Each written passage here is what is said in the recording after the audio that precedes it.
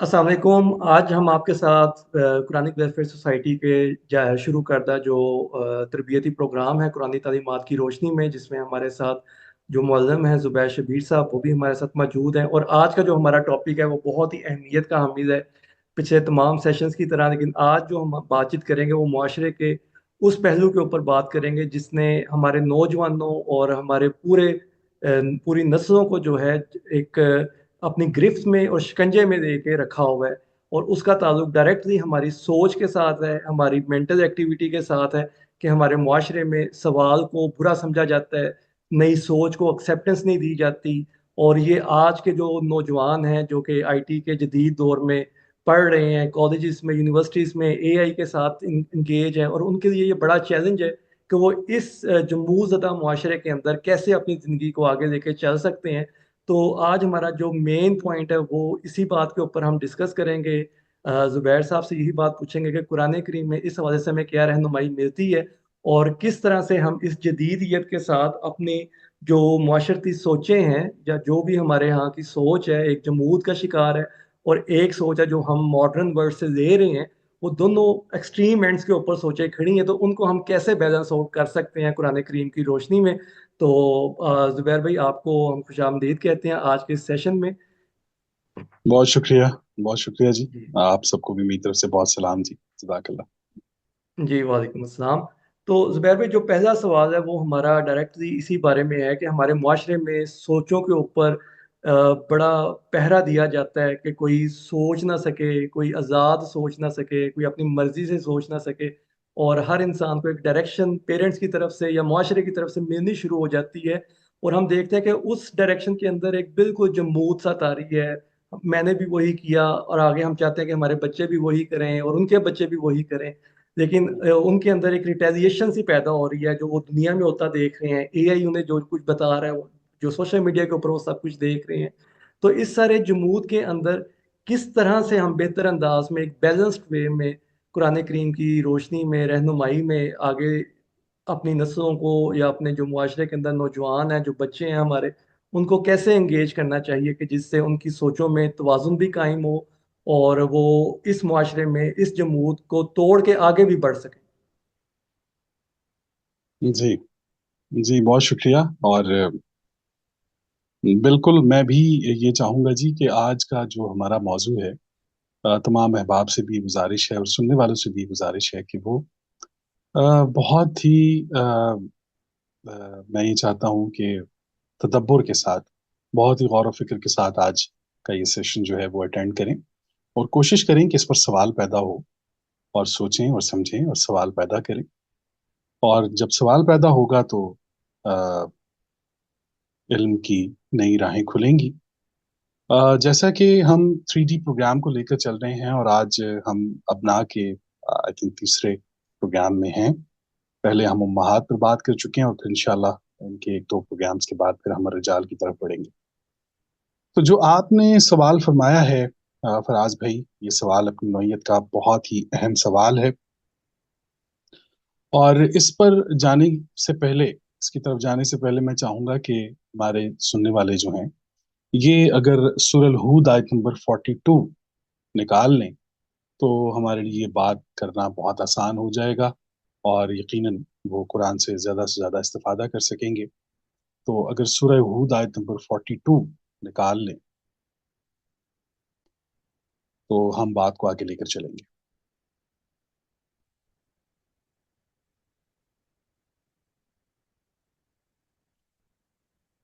जिस तरह के इससे पहले फराज भाई भी ये बात कर चुके हैं कि हमारे यहाँ इस चीज़ का बहुत बड़ा फुकदान है, और बल्कि बहुत बड़ी परेशानी बनती जा रही है ये बात, कि हम कहीं ना कहीं किसी न किसी सूरत में जमूद का शिकार हैं।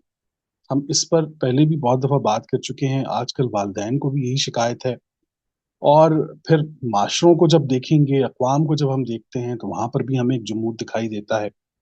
और जो मुतहर्रिक हैं वो इतने मुतहर्रिक हैं कि वो पकड़ाई नहीं देते। तो कैसे एक एतदाल कायम किया जाए कि हमारे अबना जो हैं वो अपनी एक बेहतरीन आइडियोलॉजी के साथ अपनी ज़िंदगी गुज़ारें, अपने एक क्लियर कट लॉजिकल अंदाज में وہ اپنی زندگی گزاریں۔ تو آج کے اس پروگرام کو ہم لے کر چلیں گے، اور یہ ہمارے سامنے جو اس وقت آپ اسکرین پر بھی دیکھ رہے ہیں، سورہ ہود آیت نمبر 42 آ چکی ہے جی۔ اور میں سمجھتا ہوں کہ یہ ہمارے تمام تر سوالوں کو اس قدر خوبصورتی کے ساتھ یہ آیت جواب دیتی ہے، اور یوں لگتا ہے بلکہ یہ ہے کہ یہ کتاب 2025 میں بھی اور آنے والے 25,000 سالوں تک امامت کرنے کی یا کروانے کی صلاحیت رکھتی ہے۔ تو جناب آئیے اس آیت کی طرف۔ واقعہ کچھ یوں ہے جی کہ حضرت نوح علیہ السلام اور حضرت نوح علیہ السلام کے بیٹے، کیونکہ ہمارے پروگرام ابنا پر مبنی ہیں تو ہم نے ہر تقریباً کوشش کی ہے کہ ابنا کو ہم سامنے رکھتے ہوئے، بیٹوں کو سامنے رکھتے ہوئے، اور ابنا میں ایسا نہیں ہے کہ وہ صرف ہم بیٹوں سے مخاطب ہیں، بلکہ ہمارا خطاب ان بیٹیوں سے بھی ہے کہ جو ہمیں سنتی ہیں۔ اللہ کریم ہماری بیٹیوں کو اپنی رحمتوں اور برکتوں میں محفوظ رکھے، آمین یا رب العالمین۔ تو جناب آیت آئی ہے کہ اعوذ باللہ من الشیطان الرجیم، بسم اللہ الرحمن الرحیم، وَهِيَ تَجْرِي بِهِمْ فِي مَوْجٍ كَالْجِبَالِ وَنَادَى نُوحٌ ابْنَهُ وَكَانَ فِي مَعْزِلٍ يَا بُنَيَّ ارْكَبْ مَعَنَا وَلَا تَكُنْ مَعَ الْكَافِرِينَ۔ عام اس کا ترجمہ ہے جی، وہ کشتی انہیں پہاڑوں جیسی موجوں میں لے کر جا رہی تھی، اور نوح علیہ السلام جو ہیں انہوں نے اپنے بیٹے کو ایک کنارے پر، جو کہ کنارے پر تھا، پکار کے کہا کہ میرے بیٹے آپ ہمارے ساتھ جو ہیں وہ سوار ہو جائیں اور کافروں میں سے نہ ہوں۔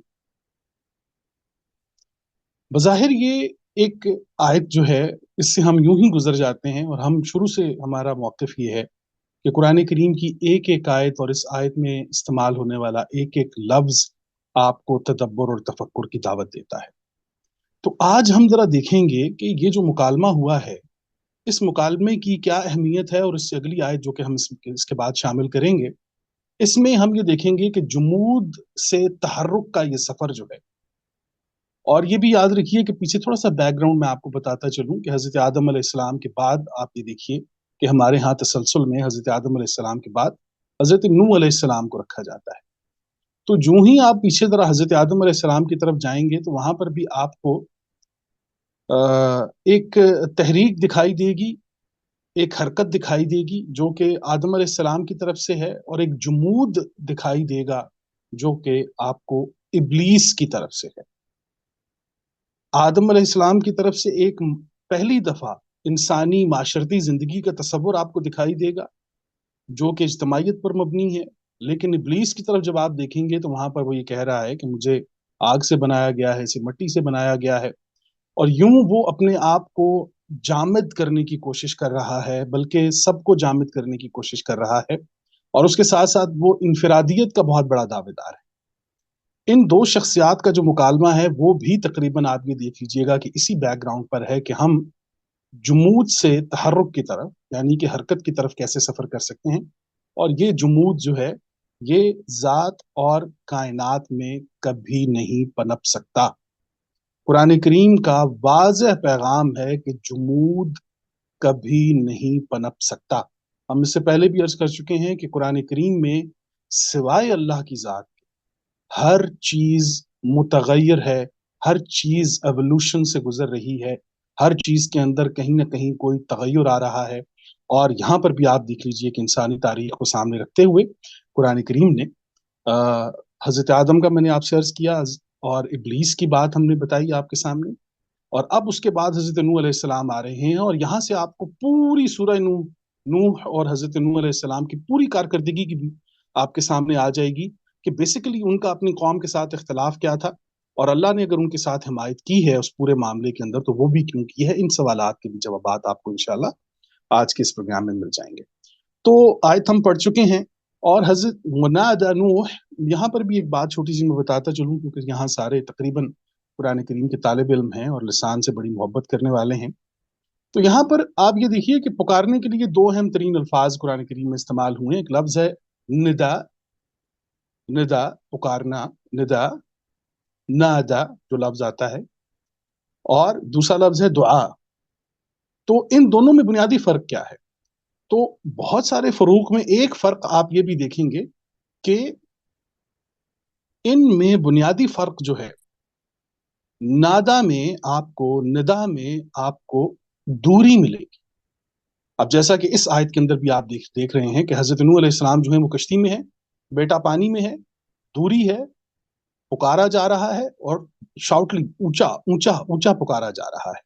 تو پتہ چلا کہ جہاں پر بعد ہو، دوری ہو، وہاں پر قرآن کریم ندا کا لفظ لے کر آتا ہے. لیکن جب آپ دعا کی طرف آئیں گے تو دعا میں آپ کو تقرب دکھائی دے گا. یہ وہ پکار ہے کہ جس کے اندر قرب ہے، اور وہ پکار، یا دوسری طرف علماء نے یہ بھی کہا کہ ندا جو ہے وہ ون سائیڈڈ کال ہے، اور جب آگے سے آنسر آتا ہے تو وہ دعا یعنی ایک ٹو وے کنیکشن بنتا ہے کہ جس میں کنورسیشن سٹارٹ ہوتی ہے. تو ون سائیڈڈ کال جو ہوتی ہے اس کو بھی ندا کہا جاتا ہے، اور اس میں بعد ہوتا ہے، دوری ہوتی ہے، جیسا کہ یہاں پر ہم دیکھ سکتے ہیں کہ حضرت نوح علیہ السلام نے فرمایا ہے، ونا اللہ تعالیٰ نے فرمایا ہے کہ ونادى نوح، اور نوح نے ندا کی ہے. اچھا، اب ابن کا لفظ یہاں پر آیا ہے تو یہاں پر پھر آپ کے ذہن میں یہ سوال پیدا ہوگا کہ اگر ان دونوں کی ہم آہنگی تھی تو انہوں نے اپنے بیٹے کی، اپنے والد صاحب کی بات کیوں نہیں سنی؟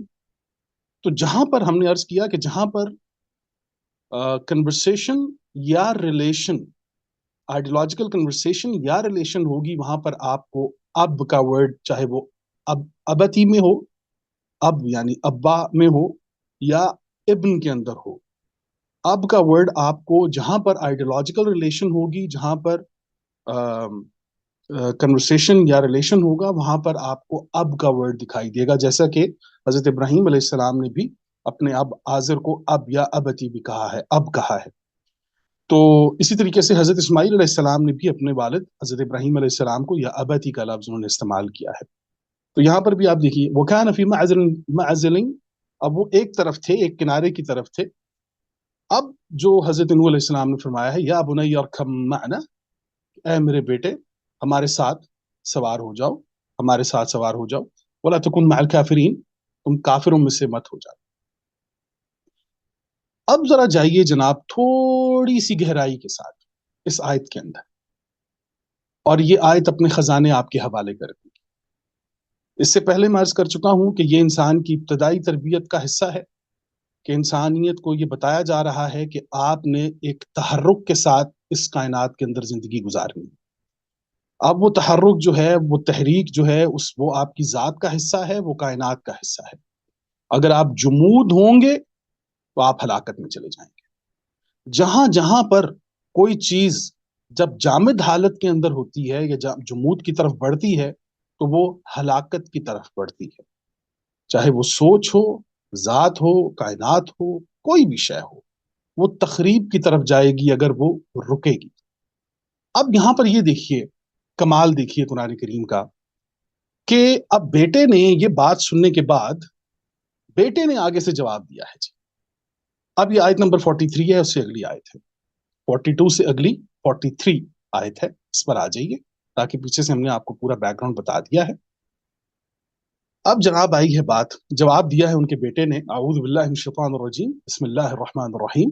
قال، انہوں نے کہا، سآوی الی جبل یعصمنی من الماء، انہوں نے کہا کہ میں پناہ لے لوں گا اس پہاڑ کی طرف جو مجھے پانی سے بچا لے گا، میں پانی سے بچ جاؤں گا. قال، انہوں نے فرمایا، لا عاصم اليوم من امر اللہ الا من رحم. تو آگے سے جواب آیا کہ آج اللہ کے امر سے بچانے والا کوئی نہیں ہے ماں سوائے اس کے کہ جس پر رحم ہو. وحال بینہم الموج فکان من المغرقین، اور پھر ان دونوں کے درمیان ایک لہر جو تھی، ایک موج آئی اور وہ ان دونوں کے درمیان حائل ہوئی، اور وہ پھر غرق ہونے والوں میں سے، ڈوبنے والوں میں سے ہو گیا. بات یہ ہے کہ بیٹے نے پہاڑ کو دیکھا اور کہا کہ یہ پہاڑ، اس پہاڑ پر میں جاؤں گا اور میں بچ جاؤں گا. اور جو اب ہیں حضرت نوح علیہ السلام، وہ کشتی پر سوار ہیں. اب یہ دونوں ڈائمنشن ذرا آپ اپنے سامنے رکھ لیجئے کہ پہاڑ جو ہے وہ جمود کی علامت ہے، اور کشتی جو ہے یہ تحرک کی علامت ہے. حضرت نوح علیہ السلام جو ہیں وہ ان کو تحرک کی طرف، زندگی کی طرف بلا رہے ہیں، تغیر کی طرف بلا رہے ہیں، اور وہ ہے کہ جمود کی طرف جا رہا ہے، اور انہیں یہ لگتا ہے کہ یہ پانی جو ہے یہ انہیں، یہ پہاڑ جو ہے یہ پانی سے اسے بچا لے گا۔ تو یہاں پر یہ پہاڑ اور دوسری طرف حضرت نوح علیہ السلام کا کشتی میں سوار ہو کر یہ مکالمہ کرنا، یہاں پر آپ کو دو ڈائمنشنز آپ کے سامنے آئیں گی۔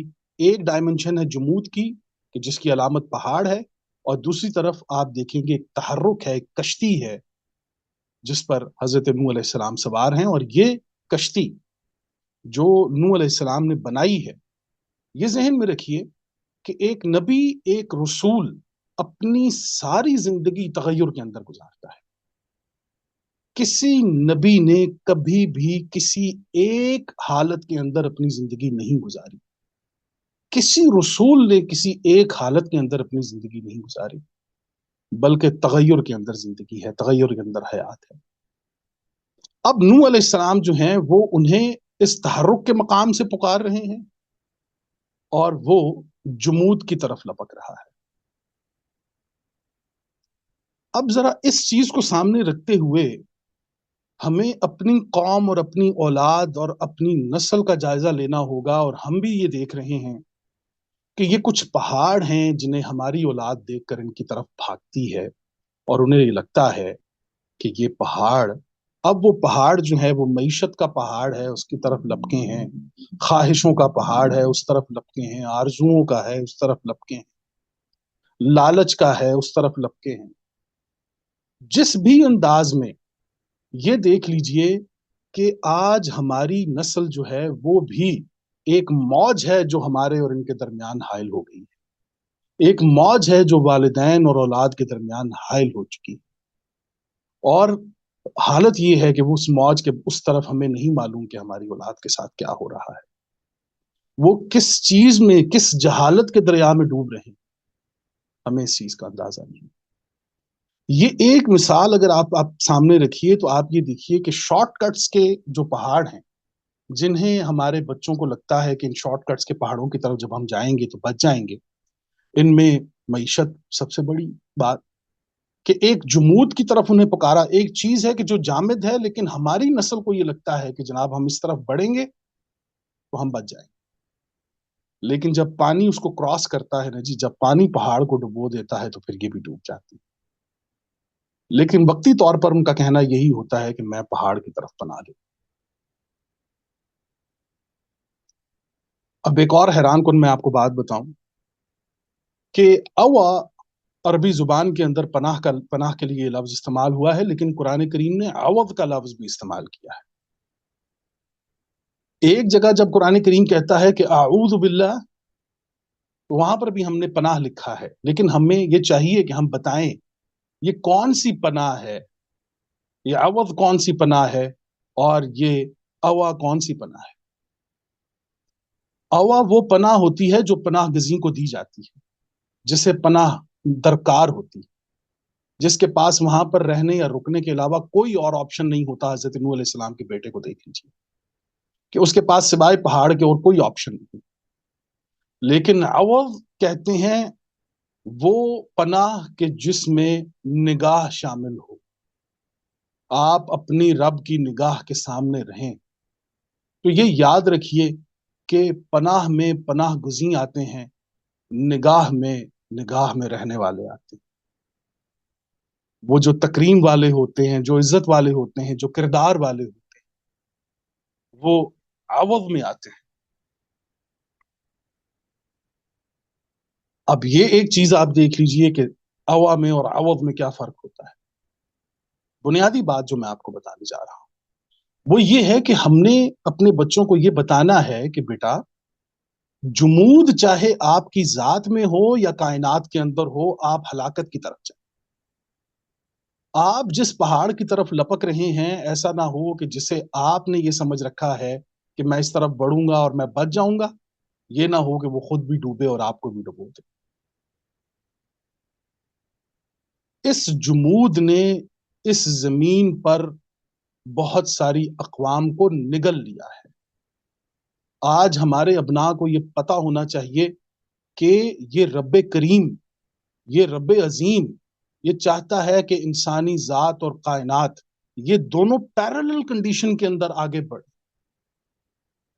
ایک بہترین کمبائنڈ کوآرڈینیشن کے اندر یہ آگے بڑھے. انسانی ذات میں اور کائنات میں کوئی فرق نہیں آنا چاہیے. ہمارے ہاں بہت دفعہ مجھ سے لوگوں نے کہا کہ آپ نے صلات پر آج تک کوئی پروگرام نہیں کیا، آپ نے صلات کو ابھی تک بیان نہیں کیا. چونکہ ہمارے ہاں یہ بڑا قرآن کریم کے طالب علموں میں تو یہ بڑا ہاٹ ٹاپک ہوتا ہے. لیکن میں آج اس پر بھی تھوڑی سی بات کرتا چلوں کہ اگر ہم اپنے ابناء کو یہ بتا دیں کہ صلات وہ طرز زندگی ہوتی ہے جو انسانی ذات اور کائنات کو ہم آہنگ کر دیتی ہے، صلات وہ طرز زندگی ہوتی ہے، وہ حکمت عملی ہوتی ہے، وہ رہنمائی ہوتی ہے. اب یہ صل کے لفظ کو آپ دیکھیں کہ اگر آپ اپنی ذات کے ساتھ جڑے ہوئے ہیں اور کائنات سے کٹے ہوئے ہیں تو آپ گئے. آپ کائنات کے ساتھ جڑے ہوئے ہیں، اپنی ذات سے کٹے ہوئے ہیں تو آپ گئے. اور اگر دونوں چیزوں میں اگر آپ کے پاس اپنے خالق کا کوئی تعارف نہیں ہے پھر بھی آپ گئے. آپ دیکھیے عرب کہتے ہیں کل ما تواصل اکثر تفہم اکثر تکسب اکثر. کہتے ہیں تم جتنا تواصل کرو گے، جتنا وصل کرو گے، جتنے قریب جاؤ گے اتنا بہتر جانو گے. اس وصل سے، اس وصال سے، اس ملنے سے آپ کو صل کے مقام پر صلات کھڑی ہوئی دکھائی دے گی. اس میں ہم خدا کا کچھ نہیں بنا رہے. میری نماز میں خدا کو کوئی فائدہ نہیں ہے جناب. قرآن کریم کا مقام یہ ہے کہ قرآن کریم یہ بتاتا ہے کہ میری صلات میری ذات کے لیے بینیفٹ ہے، اس سے خدا کی ذات کو کوئی فائدہ نہیں. تو میری نماز الحمدللہ مجھے تب فائدہ دے گی کہ جب میری نماز قرآن کریم کے احکامات کے مطابق ہوگی. آج میں نماز پڑھ رہا ہوں الحمدللہ، تو اس نماز سے فائدہ مجھے یہ ہونا چاہیے کہ میں ذات اور کائنات کے ساتھ جڑا ہوا ہوں. میں اپ گریڈ ہو رہا ہوں کہ نہیں ہو رہا. اگر میری صلات نے مجھے صرف اپنے آپ میں مست رکھا ہوا ہے اور کائنات سے میں کٹا ہوا ہوں، اپنے ماحول سے، اپنے معاشرے سے، اپنے لوگوں سے، تو یہ صلات کم از کم پھر وہ خدا کی بتائی ہوئی صلات نہیں ہے. اقیم الصلاۃ وآتوا الزکاۃ. تو یہ یاد رکھیے کہ یہ جمود سے تحرک کا ایک سفر ہے جو قرآن کریم اپنی ابتدائی آغاز میں ان چیزوں کو بتاتا ہے. آج اگر ہم اپنے بچوں کو یہ بتانے کے قابل ہو جائیں کہ دیکھ لیجئے اگر ایسا تو نہیں ہے کہ وہ پہاڑ آپ کی سوچ ہے کہ آپ نے اپنے سوچ کی پہاڑ کی طرف، اپنی فکر کے پہاڑ کی طرف آپ نے یہ سوچ لیا ہے کہ میری فکر مجھے بچا لے گی، میری سوچ مجھے بچا لے گی، میرا مکتبہ فکر مجھے بچا لے گا. یہ تمام تر پہاڑ ہمیں دیکھنے ہوں گے نا. ایسا تو نہیں ہے کہ یہ ہم لوگوں نے ان کے بھی کوئی پہاڑ بنا رکھے. اسی طریقے سے معیشت کے کچھ پہاڑ ہیں کہ جن کے اندر شارٹ کٹس ہیں، جن پر ہم پچھلے پروگرامز میں بھی بات کر چکے ہیں. کہیں ایسا تو نہیں ہے کہ ان پہاڑوں کی طرف ہمارے بچوں کو یہ لگ رہا ہے کہ ان پہاڑوں کی طرف جا کر ہم بچ جائیں گے. لیکن خدا کے لیے یاد رکھیے پوری سورہ نوح کو پڑھ لیجئے اور ہمارے کا مطلب یہ ہے کہ اللہ کریم نے جو فہم دے رکھا ہے اس میں ہم آپ کے سامنے یہ بات عرض کر رہے ہیں کہ اس بات کو ذرا اس کسوٹی کے اوپر رگڑ کر دیکھ لیجئے کہ نوح علیہ السلام کی پوری زندگی اپنے آپ کو اپ گریڈ کرتے ہوئے، اپنے آپ کو کلاسیفائی کرتے ہوئے گزری ہے کہ وہ ان کی ذات اور کائنات کے ساتھ کتنی زبردست ہم آہنگی ہے کہ زمین پر آنے والا ایک بہت بڑا طوفان اور اس طوفان کے آنے سے پہلے اس طوفان سے بچنے کی تیاری آپ کو بتا رہی ہے کہ یہ شعور کس مقام پر ہے، یہ نبی رسول کس مقام پر ہیں. لیکن بدقسمتی سے ہمارے ہاں ہم جمود کا شکار ہو گئے. ہمیں تغیر، جس انسان نے بھی تغیر کی بات کی ہے، یہاں تک کہ خود قرآن کریم کا یہ دعویٰ ہے کہ میں کسی قوم کی اس وقت تک حالت کے اندر تغیر نہیں لاتا کہ جب تک کہ وہ خود تغیر نہیں لائیں. اور میں پہلے بھی عرض کر چکا ہوں کہ تغیر میں اور تبدل میں یہ فرق ہوتا ہے. قرآن کریم کے اندر یہ دونوں فرق ہیں. تغیر اور تبدل میں یہ فرق ہوتا ہے کہ تبدل جو ہوتا ہے، مثال کے طور پہ ایک فیکٹری ہے کہ جس میں کچھ لوگ کام کرتے ہیں، وہ چوری کر رہے ہیں تو مالک نے ان کو ہٹا کر کچھ اور لوگ لگا دیے. अब वो चोरी कर रहे हैं तो कुछ और उनको हटा के, तो एक ही सिन्फ में से, इंसानों की सिन्फ में से मर्दों को वो लगा रहे हैं। तो जाने वाले और आने वाले लोगों का आपस में सिन्फी ताल्लुक है। तो ये तगय्युर है, ये तगय्युर है। तगय्युर में हमेशा साबकियत होती है, साबका किसी शय के साथ ताल्लुक होता है तगय्युर के अंदर। लेकिन जब उसी कंपनी के मालिक ने ये फैसला किया है कि अब मैं इंसानों को हटाकर यहां पर रिपोर्ट लगा दूंगा, इंसानों का सफाया कर दूंगा और पीछे कोई साबकियत नहीं है, तो ये तबद्दुल होगा। तबद्दुल में साबका कोई शय नहीं होती जनाब। कुरान करीम को देख लीजिए, तगय्युर और तबद्दुल का ये कमाल आप देखिए कुरान करीम के अंदर, कि अल्लाह ने फरमाया कि मैं उस कौम की हालत उस वक्त, तगय्युर, तगय्युर मीन्स कि आपने ही ये करना है जनाब, ऐसा नहीं होगा कि आपकी जगह मैं रिपोर्ट ले आऊं, या आपको ही करना, आपने ही अपने अंदर ये तगय्युर पैदा करना है। अब ये सारी चीजें मैं आपके सामने रख रहा था कि जनाब हमें जुमूद से तहर्रुक की तरफ आना हो। और मैं अर्ज कर रहा हूं कि अब वालिदैन जो हैं अगर वो मुतहर्रिक हैं और औलाद जुमूद है, जुमूद का शिकार है, औलाद जो है वो मुतहर्रिक है और वालिदैन अगर जुमूद का शिकार है, तो कुरान करीम ने तो बता दिया है कि एक मौज है जो आपके दरमियान हाइल होगी। फिर कौन किस हालत में गर्क होगा ये हमें पता नहीं चले, नहीं मालूम। तो अगर हम ये चाहते हैं कि हमारी अपनी औलाद के साथ एक बाउंडिंग बने, तो हमें अपने अपने वक्त के साथ साथ अपनी इन तमाम तर चीज़ों को साथ साथ अपनी औलाद को भी साथ रखते हुए अपने आप के अंदर तगय्युर पैदा करना होगा, तहरीक पैदा करनी होगी। हमें तहर्रुक का मुतहम्मिल होना पड़ेगा, जो कि बदकिस्मती के साथ इस वक्त हमारी नस्ल जो है। अब आप देख लीजिए, तहर्रुक की बहुत सारी शक्लों में एक तहर्रुक की शक्ल आपको मैं बताऊं कि इल्हाद की एक शक्ल हमारी नस्ल देखिए, सोच और अफकार और इन तमाम तर चीज़ों में हमारी नस्ल जो है वो इल्हाद की तरफ जा रही है। अब इल्हाद के अंदर भी आपको एक जमूद दिखाई देगा। ये भी आपको मैं बड़ी राज की बात बताने लगा। मैंने आज तक दुनिया में जितने मुल्हिद देखे, उनमें से कोई एक भी ऐसा मुझे नहीं मिला कि जो मजहबी मुल्हिद हो। ये तमाम तर सियासी मुल्हिद हैं। दो चीजें इनको इल्हाद की तरफ लेकर जाती हैं, एक उनकी सियासत, एक उनकी साइंस। साइंस और सियासत को, साइंस और सियासत के डसे हुए लोग, यानी कि इंसानों के बनाए हुए कवानीन से डसे हुए लोग, इन तमाम तर साइंस और सियासत को मजहब के डब्बे में डालकर अपने आप को मुल्हिद कहते हैं। और फिर ये जो लोग जो कुरान से जुड़े होंगे या किसी भी किताब से जुड़े हुए लोग हैं, इन पर तनकीद करना अपना फर्ज समझे। मैंने आज तक, मुझे बड़ी ख्वाहिश है कि हमें अल्लाह करे ऐसा कोई मौका मिले कि जिसमें कुरान करीम से, कुरान करीम को पढ़ने के बाद कोई इंसान ये कहे कि लीजिए जनाब अब मैंने कुरान करीम को पढ़ लिया है कुरान करीम के आईने में, और अब इसके बाद मैं अपने आप को डिक्लेयर करता हूं कि मैं मुल्हिद हूं। ऐसा है नहीं, मुझे ऐसी कोई शख्सियत दिखाई नहीं दी। थोड़ा बहुत इल्म किसी से ले लिया, किसी से सीख लिया, अपनी कोई तहकीक नहीं, कुरान करीम का जायजा नहीं लिया, किसी से मुतासिर हो गए, किसी फिक्र से मुतासिर होकर फिर अपने आप को ऐसे खौल के अंदर बंद करना, ऐसे जुमूद के अंदर कि इल्हाद में वो अपनी साइंस को तस्लीम कर रहे हैं, वो मादियत को तस्लीम कर रहे हैं, गैर मादियत की तरफ नहीं जा रहे। जो गैर मादियत वाले हैं वो मादियत का इनकार कर रहे हैं। तो कहीं ना कहीं आपको हर तरफ जमूद दिखाई देगा। जो आपने शुरू में फरमाया फराज भाई कि हमें दोनों चीजों में एक इंतहा दिखाई देती है। जो मुतहर्रिक है वो भी इंतहा का मुतहर्रिक है, और जो जमूद का शिकार है वो भी इंतहा का जमूद का शिकार हो गया।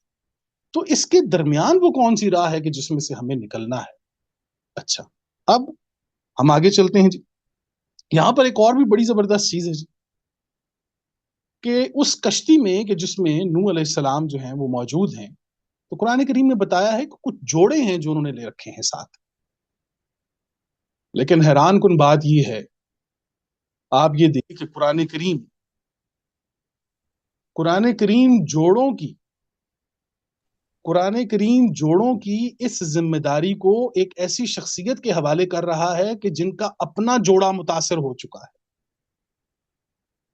हजरत नूह अलैहिस्सलाम जो हैं, ये आप कमाल देखिए इस आयत के अंदर, कि जोड़े रख रहे हैं اپنی کشتی میں، اور اپنا جوڑا جو ہے وہ کشتی کے اندر موجود نہیں ہے. وہ امرأۃ نوح کے بارے ہم بات کر چکے ہیں اس سے پہلے کہ وہ خائنہ تھی. اب قرآن کریم نے یہاں پر ایک پیغام دے دیا ہے کہ دیکھیے، اگر ایسا کبھی ہو گیا ہے زندگی میں کہ آپ کا جوڑا کامیاب نہیں ہوا، تو کم از کم جو جوڑے کامیاب ہو سکتے ہیں ان میں اپنا کردار ادا کر دیجیے. آپ یہ دیکھیے کہ قرآن کریم کا یہ احساس کہ جس میں قرآن کریم نے یہ بتایا ہے کہ جس انسان کو دوسروں کی فکر لاحق ہو جائے، اللہ اسے اپنی فکر سے آزاد کر دیتا ہے. نوح علیہ السلام جوڑے لے کر کشتی میں سوار کر رہے ہیں، اور حال یہ ہے کہ اپنا جوڑا ان کا متاثر ہے، اپنا جوڑا مکمل نہیں. کمال یہ دیکھیے قرآن کریم. تو قرآن یہ بتا رہا ہے کہ ہمیں تحرک، ایسا نہیں ہوگا کہ میں اگر کسی کام میں ناکام ہو گیا ہوں تو میں بھی اپنے آپ کو جمود کی حالت میں لوں کہ نہیں جناب یہ کام ہو ہی نہیں سکتا، یہ ہوگا ہی نہیں.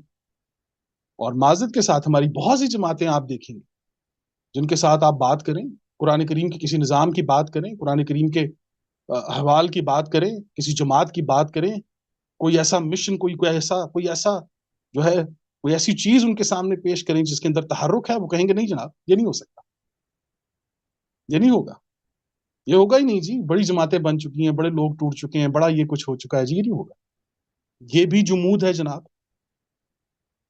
تو میں عرض کر چکا ہوں اس سے پہلے بھی کہ یہ الحاد کی شکل بھی، الحاد کی طرف بھی آپ دیکھ لیجئے کہ ہماری نسلیں اس لیے جاتی ہیں کہ وہاں پر جمود ہے.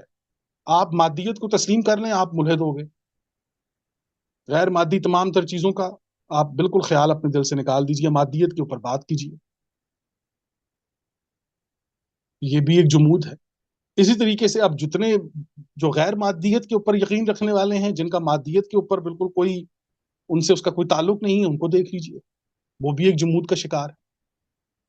تو ہمیں ذات اور کائنات کو ہم آہنگ کرنا ہوگا، ہمیں صلات کا وہ نظام قائم کرنا ہوگا.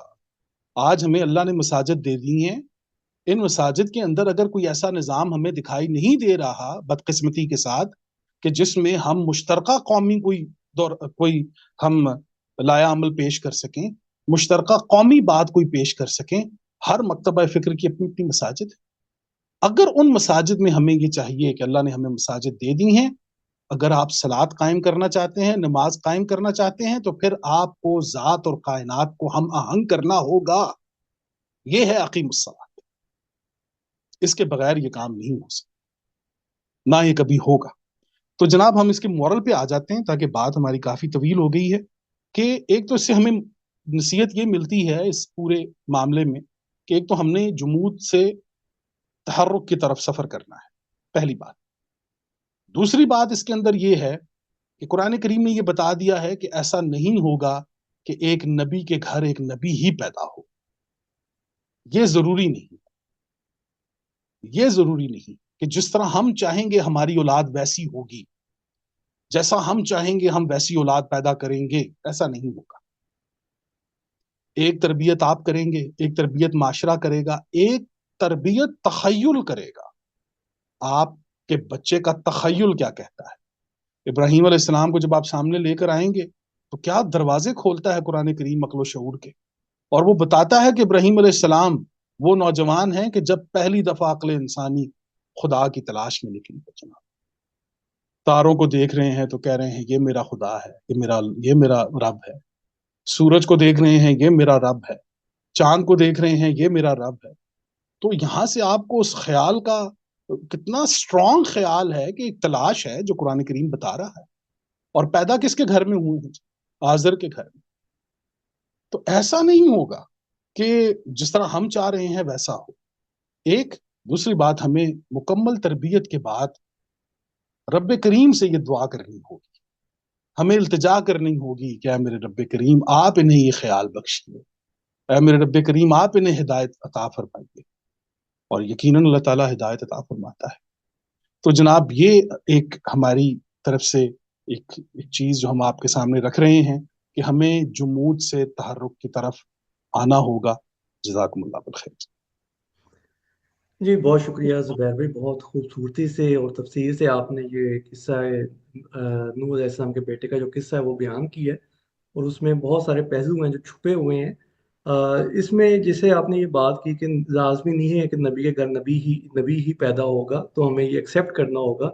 तो इसी तरह का वाक़या हम देखते हैं कि हज़रत इब्राहीम अलैहिस्सलाम के साथ अभी आपने मिसाल भी दी कि वो आज़र के घर में पैदा हुए हैं। तो इस तरह भी यानी ये दोनों तरफ है कि बेटा वालदैन से डिफरेंट हो सकता है और वालदैन बेटे से डिफरेंट हो सकता है नज़रियाती हाँ बुनियादों पे, कभी वो दुरुस्त हो सकते हैं, कभी वो दुरुस्त हो सकते हैं। तो इसमें कोई पढ़ी लिखी अल्लाह ताला ने कोई बात नहीं की। तो लेकिन ये जो मुकालमा है हज़रत इब्राहीम अलैहिस्सलाम का अपने वालिद के साथ, और दूसरा फिर उनका मुकालमा कुरान पाक बयान कर रहा है अपने बेटे के साथ, यानी कि इब्राहीम अलैहिस्सलाम दरमियान में है, एक तरफ उनके वालिद हैं, एक तरफ उनका बेटा है, और ये दरमियान में दोनों तरफ इनकी जो मुकालमा हुआ है अल्लाह ताला दोनों को पेश कर रहा है। तो इसमें जी। जो रहनुमाई हमें मिलती है, इसको मजीद आप अगर एलेबोरेट कर सकें, मजीद इसमें से हमें बता सकें कि क्या और इसमें अहम नकात छुपे हुए हैं। जी बिल्कुल, इसके लिए मैं समझता हूँ कि अगर आप एक आयत निकालिए, सूरह मरियम, सूरह मरियम 47 निकाल लीजिए, तो इस पर हमारी बात हो जाएगी।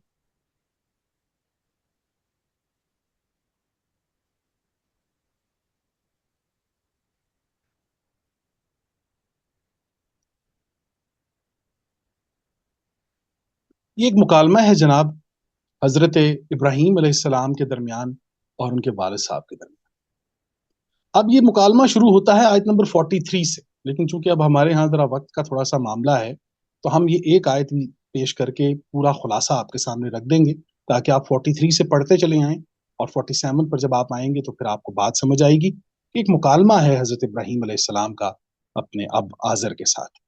अब आजर जो है, वहां पर उनकी गुफ्तगू हो रही है, और वो बता रहे हैं कि देखिए, मुझे बड़ा डर है कि आप रहमान के अजाब में आ जाएंगे, और आप जिन चीजों को पुकार रहे हैं ये कुछ भी आपको फायदा नहीं दे सकती, और ये सारा सारा मुकालमा हुआ है। अब ये देखिए, जरा आयत निकालिए और देखिए कि एक बाप और बेटे के दरमियान नजरियाती इख्तलाफ है। मतलब लाजमी नहीं कि वो बाप हैं, कुछ ने कहा कि वो चचा हैं, अब चचा की भी कैटेगरी में आता है। तो इस बहस की तरफ हम नहीं जाएंगे, हम ये बात करेंगे कि एक अब जो है उनके और बेटे के दरमियान जो है, जो ये मुकालमा नजरियाती मुकालमा हो रहा है। लेकिन आप जरा ये देखिए कि इब्राहीम अलैहिस्सलाम ने कितनी खूबसूरती के साथ इस मुकालमे को सरअंजाम दिया है। अगर हमें ये अंदाज गुफ्तगू आ जाए अपने वालिदैन के साथ बात करने के वक्त, या वालिदैन को अपने बच्चों के साथ, तो बहुत बड़ा फायदा हो सकता है। जनाब, बात ये हो रही है, औज़ु बिल्लाहि मिनश शैतानिर रजीम, बिस्मिल्लाहिर रहमानिर रहीम, क़ाल सलामुन अलैक। अब वो उन दोनों के दरमियान जितनी भी गुफ्तगू हुई है, और उन्होंने कहा कि ठीक है, अब तुम मुझसे हट जाओ, पीछे हो जाओ, और मैं हम तुम्हें मार देंगे, और इस तरह की बात हुई है। और अब इब्राहीम अलैहिस्सलाम जो हैं, वो हट रहे हैं वहां से। अब वहां से उनसे अलग हो रहे हैं, लेकिन अलग होने का जरा ये अंदाज आप देखिएगा। क़ाल सलामुन अलैक, उन्होंने कहा कि आप पर सलामती हो। अब एक बात, सअस्तग़फिरु लक रब्बी, मैं अपने रब के यहाँ आपके लिए इस्तग़फ़ार करूंगा, मैं दुआ करूंगा आपके अपने रब के यहाँ। इन्नहु कान बी हफिया, और मेरा रब जो है मुझ पर बड़ा मेहरबान है, मैं आपके लिए दुआ करूंगा। अब ये देखिए कि एक नजरियाती इख्तलाफ, और इतना शदीद नजरियाती इख्तलाफ, और उसमें अलग होने की ये खूबसूरती आप देखिए कि इब्राहीम अलैहिस्सलाम अलग हो रहे हैं अपने आजर से, बाप से, और बात क्या हो रही है, क़ाल सलामुन अलैक, आप पर सलामती हो। अब जरा हमारे यहाँ भी नजर दौड़ा लीजिए कि हमारे यहाँ जो मुकालमे का उसलूब है, कुरान और हदीस के ऊपर बात करने का जो अंदाज है, अस्तगफुरुल्लाह, मैं बयान नहीं कर सकता कि वो कैसे कैसी आवाजें और कैसे कैसी हरकतें और कैसी कैसी चीजें वो पेश करते हैं। और नाम क्या है कि हम अल्लाह और अल्लाह के रसूल की बात कर रहे हैं। इतना जारहाना अंदाज कि यहाँ तक कि गाली गलौज, और मालूम नहीं है कि हम क्या कह रहे हैं, बात समझ नहीं आ रही कि क्या कर रहे हैं। तो जनाब, यहाँ पर आप ये देखिए कि इब्राहीम अलैहिस्सलाम अपने अब के साथ मुकालमा कर रहे हैं, क़ाल सलामुन अलैक, استغفر لک، میں آپ کے لیے اپنے رب کے ہاں دعا کروں گا، میں غفر کروں گا، آپ کے لیے مواقع مانگوں گا اپنے رب سے. غفر مواقع سے بھی ہے. تو آپ یہ بتائیے کہ کیا ہمارے ہاں بھی یہ بات ہے کہ اگر باپ بیٹے یا بیٹی اور ماں کے درمیان یا بیٹی اور باپ کے درمیان یا کوئی بھی اختلاف ہوا ہے، نظریاتی ہے، کوئی بھی چیز ہے، تو کیا ہمارا مکالمہ بھی اسی طرح اختتام پاتا ہے کہ جناب آپ پر سلامتی ہو، میں آپ کے لیے دعا گو ہوں؟ ذرا یہ اسلوب دیکھیے کمال قرآن کریم کا. ویسے نہیں ابراہیم علیہ السلام کو قرآن کریم نے امہ کہا کہ آپ ایک امت ہیں. کمال آپ دیکھیے. اس کے بعد یہ تو ہو گیا مکالمہ ان کا اپنے والد کے ساتھ، اپنے اب کے ساتھ، آزر کے ساتھ. اب آئی ہے بات سورہ صفات آیت نمبر 102. یہ بھی اگر نکال لیجئے تو دیکھیے اب یہ مکالمہ ہے اپنے بیٹے کے ساتھ. یہ بھی آپ نکال لیجئے تو اس میں بھی بہت کمال آپ کو ملے گا.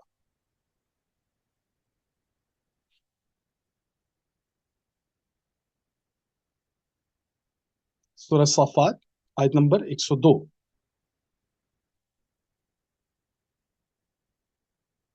جی، اعوذ باللہ من الشیطان الرجیم، بسم اللہ الرحمن الرحیم. فلما بلغ معه السعي قال يا بني إني أرى في المنام أني أذبحك فانظر ماذا ترى قال يا أبت افعل ما تؤمر ستجدوني إن شاء الله من الصابرين.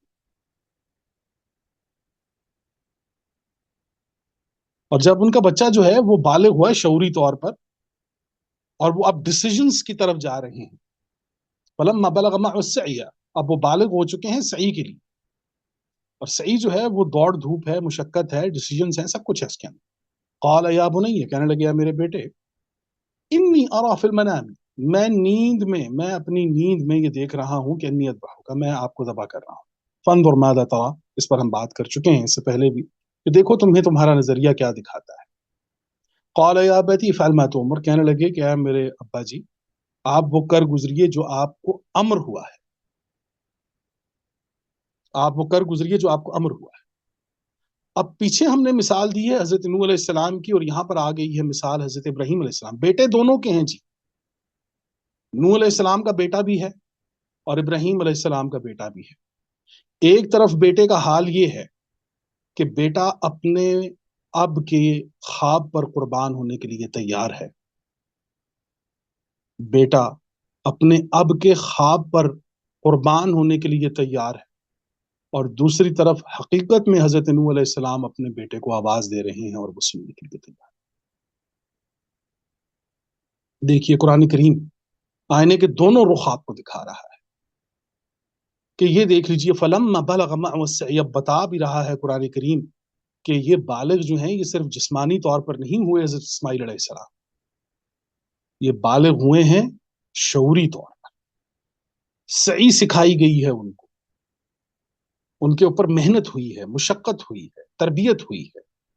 اور کمال دیکھیے کہ وہ جب ہمارے پاس پوری احادیث کا ایک مکمل خوبصورت جامع حصہ موجود ہے کہ ابراہیم علیہ السلام جب اپنی بیوی اور اپنے بچے کو وہاں چھوڑ کر گئے ہیں، تو آپ سوچئے کہ پوری تمام تر تربیت جو ہے ابراہیم علیہ السلام واپس جب جاتے ہیں تو پوری تربیت آپ دیکھیں گے ان کی بیوی کر رہی ہے.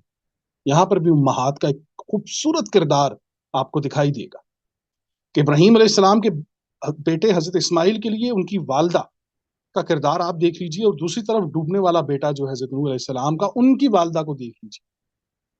میں پہلے بھی عرض کر چکا ہوں کہ ماؤں کا کردار تو بہت اہم ہے جی. جہاں ماں جہالت میں ڈوبے وہاں پر بیٹے ڈوب جاتے.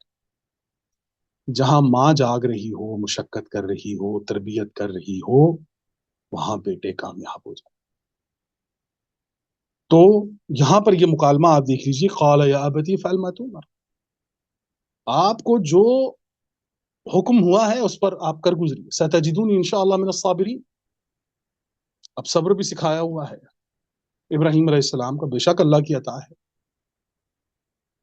تو یہ ایک خوبصورت مکالمہ ہے جی. میں عرض کر چکا ہوں اس سے پہلے کہ ایک چیز جو ہمیں دیکھنی ہوگی، اگلے بھی سوالات میں آپ کو یہ چیز ملے گی، آگے بھی ہماری ڈسکشن کے اندر ایک چیز ملے گی کہ کسی نبی نے، ابراہیم علیہ السلام ہے، نوح علیہ السلام ہے، یعقوب علیہ السلام ہے، حضرت لقمان ہیں، کتنی شخصیات آپ کو ملیں گی جو اپنے بیٹوں کے ساتھ مکالمے کر رہے ہیں، لیکن کہیں بھی آپ کو گالی گلوچ نہیں ملے گی، بد اخلاقی نہیں ملے گی، ہاتھ نہیں اٹھایا جا رہا۔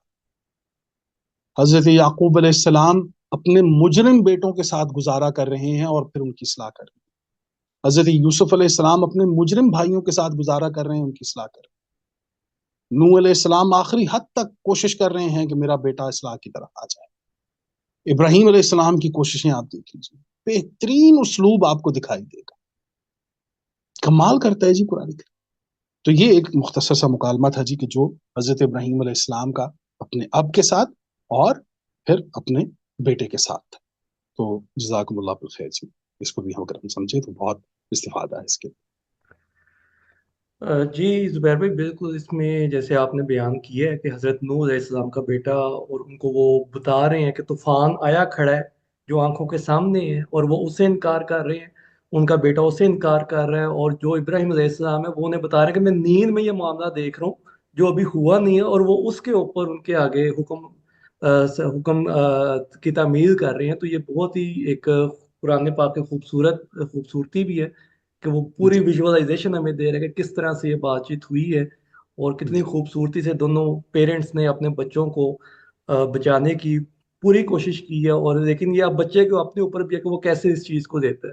تو اس میں جی پیرنٹس کا بھی زور نہیں چاہتا، تو یہ ہمارے لیے کوئی ایکسکیوز نہیں ہے کہ ہم یہ کہیں جی میں اپنے بچوں کو تو سیدھا نہیں کر سکا، تو میں اب دوسروں کے بچوں کے لیے کیوں کچھ کروں۔ تو جی یہ میرا خیال اس میں بڑا امپورٹنٹ پوائنٹ ہے ہمارے لیے بھی۔ تو اسی طرح جیسے یہ مکالمے چلتے آ رہے ہیں مختلف انبیاء کے، اسی طرح ایک مکالمہ حضرت لقمان علیہ السلام کا اور ان کے بیٹے کا ہے، بلکہ پوری صورت ہے سورہ لقمان کے نام سے۔ تو اس میں بھی ہمیں مطلب اولاد کے حوالے سے بہت کچھ بتایا جا رہا ہے، لیکن میں سمجھتا ہوں کہ ہمیں اس کو بھی بہت ڈیپلی سمجھنے کی ضرورت ہے، اور اس میں اگر کوئی چند موٹے موٹے پوائنٹ جو آپ سمجھتے ہیں کہ بہت امپورٹنٹ ہیں آج کے سیشن کے حوالے سے، تو وہ آپ ضرور ہائی لائٹ کریں تاکہ ہم اس سے بھی جزاک مستفید ہو سکیں۔ بہت شکریہ جی۔ میری یہ درخواست ہوگی کہ اگر آپ سورہ لقمان آیت نمبر 13 اگر نکال لیجئے، سورہ لقمان آیت نمبر 13 نکال لیجئے، تو میں یہ سمجھتا ہوں کہ یہ وہ مکالمہ ہے کہ اگر یہ ایک بات، میں بہت بڑا دعویٰ کرنے لگا ہوں، اگر ہم یہ ایک بات اپنی اولاد کو بتانے اور سمجھانے میں کامیاب ہو جائیں تو ہم نہ کہ انفرادی طور پر بلکہ اجتماعی طور پر ایک بہترین قوم کی صورت میں دنیا کے سامنے آ سکتے۔ تو جناب آیت آ گئی ہے سورہ لقمان آیت نمبر 13۔ اعوذ باللہ من الشیطان الرجیم، بسم اللہ الرحمن الرحیم۔ وَإِذْ قَالَ لُقْمَانُ لِابْنِهِ وَهُوَ يَعِظُهُ يَا بُنَيَّ لَا تُشْرِكْ بِاللَّهِ۔ اور جب کہ لقمان نے واعظ کہتے ہوئے اپنے لڑکے سے فرمایا، اپنے بیٹے سے، کہ میرے بیٹے اللہ کے ساتھ شریک مت کر، لا تشرکو باللہ۔ آپ یہ سوچ سکتے ہیں کہ ایک باپ کے لیے یہ شرک کی ڈیفینیشن اپنے بیٹے کو بتانا کس قدر ضروری ہے کہ قرآن کریم نے اسے باقاعدہ اپنی کتاب کا، اللہ نے اسے اپنی کتاب کریم کا حصہ بنایا ہے، اسے قرآن کریم میں پیش کیا ہے۔ بدقسمتی کے ساتھ ہماری 40 50 60 60 سال، 70 70 سال، 80 80 سال کئی لوگ تو دنیا سے چلے گئے، لیکن ہمارے پاس کوئی واضح ڈیفینیشن ہمارے پاس ابھی تک شرک کی نہیں۔ ہمارے پاس صرف یہ ہے الحمدللہ جو کہ ڈیفینیشن ہماری ہے، جس پر ہمارا ایمان ہے کہ اللہ ایک ہے، نبی کریم حضرت محمد صلی اللہ علیہ وسلم اللہ کے آخری رسول ہیں، آخری نبی ہیں، ان کے بعد کوئی نبی نہیں ہے، قرآن کریم اللہ کی آخری کتاب ہے، اس کے بعد کوئی کتاب نہیں ہے۔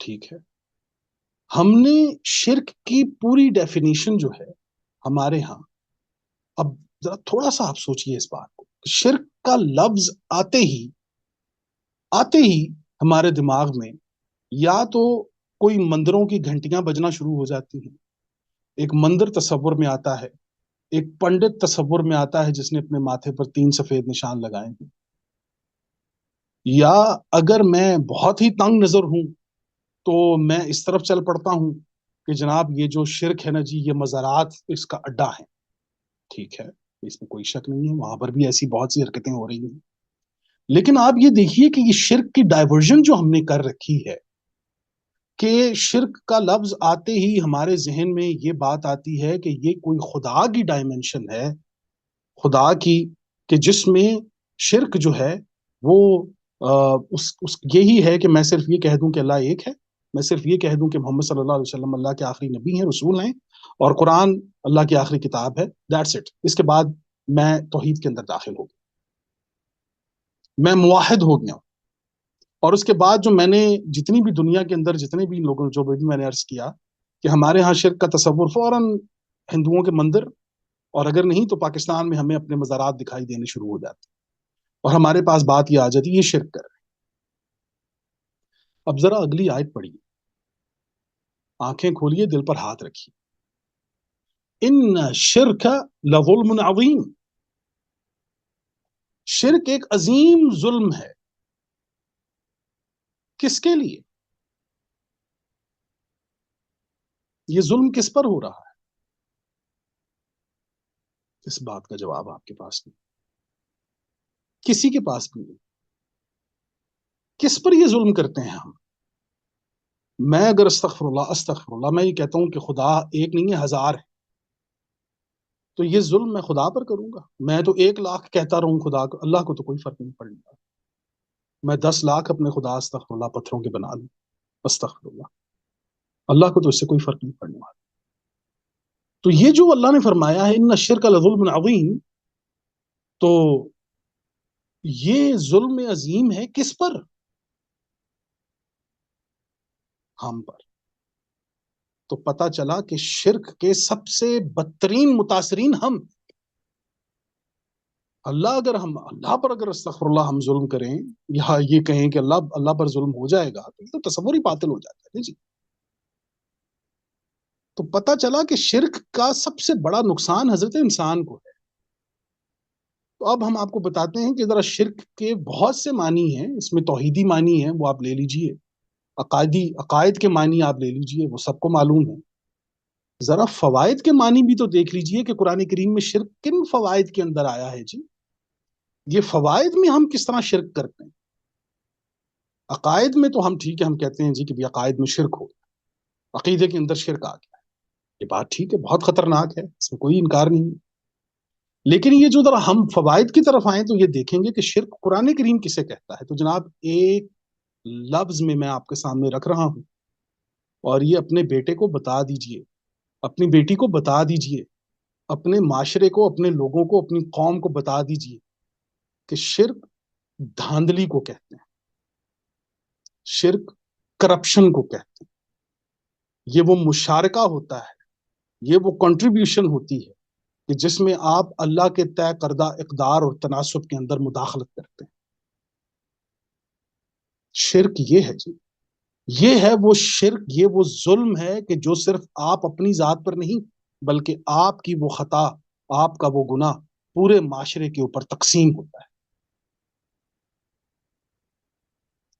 ہمارے پاکستان میں شرک کی ڈیفینیشن سے بہتر کون جانتا ہے اس بات کو؟ پوری دنیا میں آپ دیکھ لیجیے، شرک کی یہی ڈیفینیشن ہے جناب، اور جن جن قوموں کے پاس شرک جو ہے وہ گناہ ہے، ظلم ہے، اور وہاں پر ان کے ہاں قانون ہے، نظام ہے جو اس کا تلاقمہ کرتے ہیں، وہاں ذرا حکومتوں کا اندازہ لگا لیجیے۔ یورپ کے کسی ملک میں کرپشن الاؤ نہیں ہے، شرک الاؤ نہیں ہے، وہ شرک نہیں کرنا، وہ شرک کہ جس کا تعلق انسانی فوائد سے ہے۔ میں عقائد کی بات نہیں کر رہا، عقائد تو ہمارے کلیئر ہیں کہ ان 3 چیزوں کے اندر جو بھی چیز آئے گی، اللہ احد ہے، اللہ ایک ہے، احد ہے، واحد ہے، کوئی دوسرا نہیں ہے، اللہ کے رسول نبی کریم صلی اللہ علیہ وسلم ہیں، ملائک پر ایمان ہے، کتب پر ایمان ہے، ساری چیزوں پر ہے۔ لیکن ذرا عقائد کو ایک طرف رکھ کر ذرا فوائد کی طرف بھی آئیے تو آپ کو پتا چلے کہ یہ شرک کرتا کیا ہے۔ وہ مرغی کہ جس نے 4 مہینے میں 6 مہینے میں جوان ہونا تھا، آپ نے خدا کے طے کردہ اقدار اور تناسب کے اندر داخل ہو کر اس کو 22 دنوں میں نہ کہ صرف تیار کیا ہے بلکہ آپ کھا بھی گئے۔ ہر چیز کے اندر ملاوٹ، ہر چیز کے اندر جھوٹ. دودھ ہمارے ہاں خالص نہیں، اشیاء ہمارے ہاں خالص نہیں، تعلیم ہمارے ہاں خالص نہیں. اس ساری ملاوٹ کو آپ شرک کے زمرے میں کیوں نہیں لے کر آتے؟ اپنے بچوں کو کیوں نہیں بتاتے کہ جناب یہ شرک ہے، یہ ظلم عظیم ہے جو ہم اپنے آپ پر کریں گے. خدا پر ہم ظلم کرنے کے قابل نہیں ہیں، ہم خدا پر ظلم نہیں کر سکتے. یہ خدا کے ساتھ استغفر اللہ ظلم و زیادتی نہیں ہوگی، انسانیت کے ساتھ ظلم و زیادتی ہوگی جناب.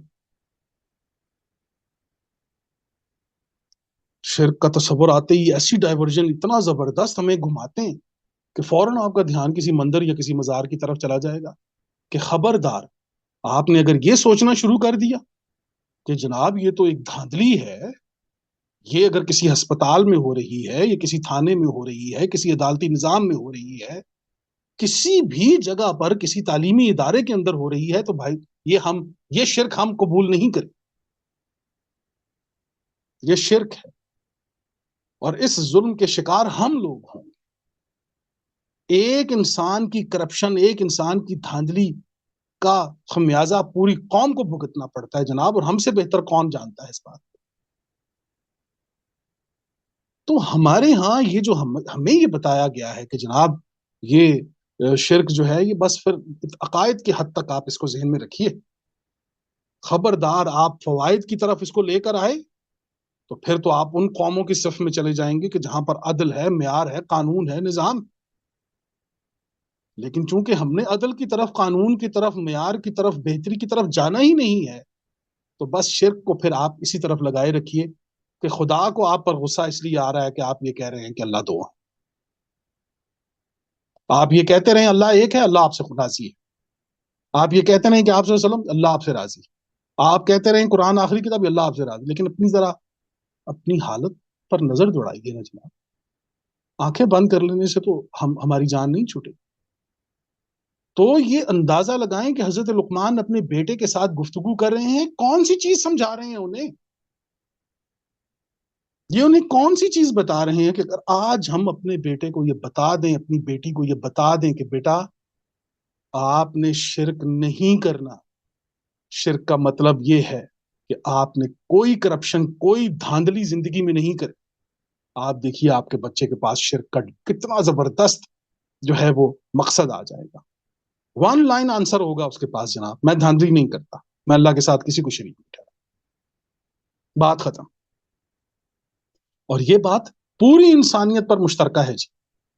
دنیا کا کوئی مذہب ایسا نہیں ہے یہاں کے جو اللہ کو تسلیم نہیں کرتے. ان لوگوں کے ہاں بھی آپ جائیے تو یہی ملے گا کہ ہاں جی کرپشن کو ہم الاؤ نہیں کریں گے جی.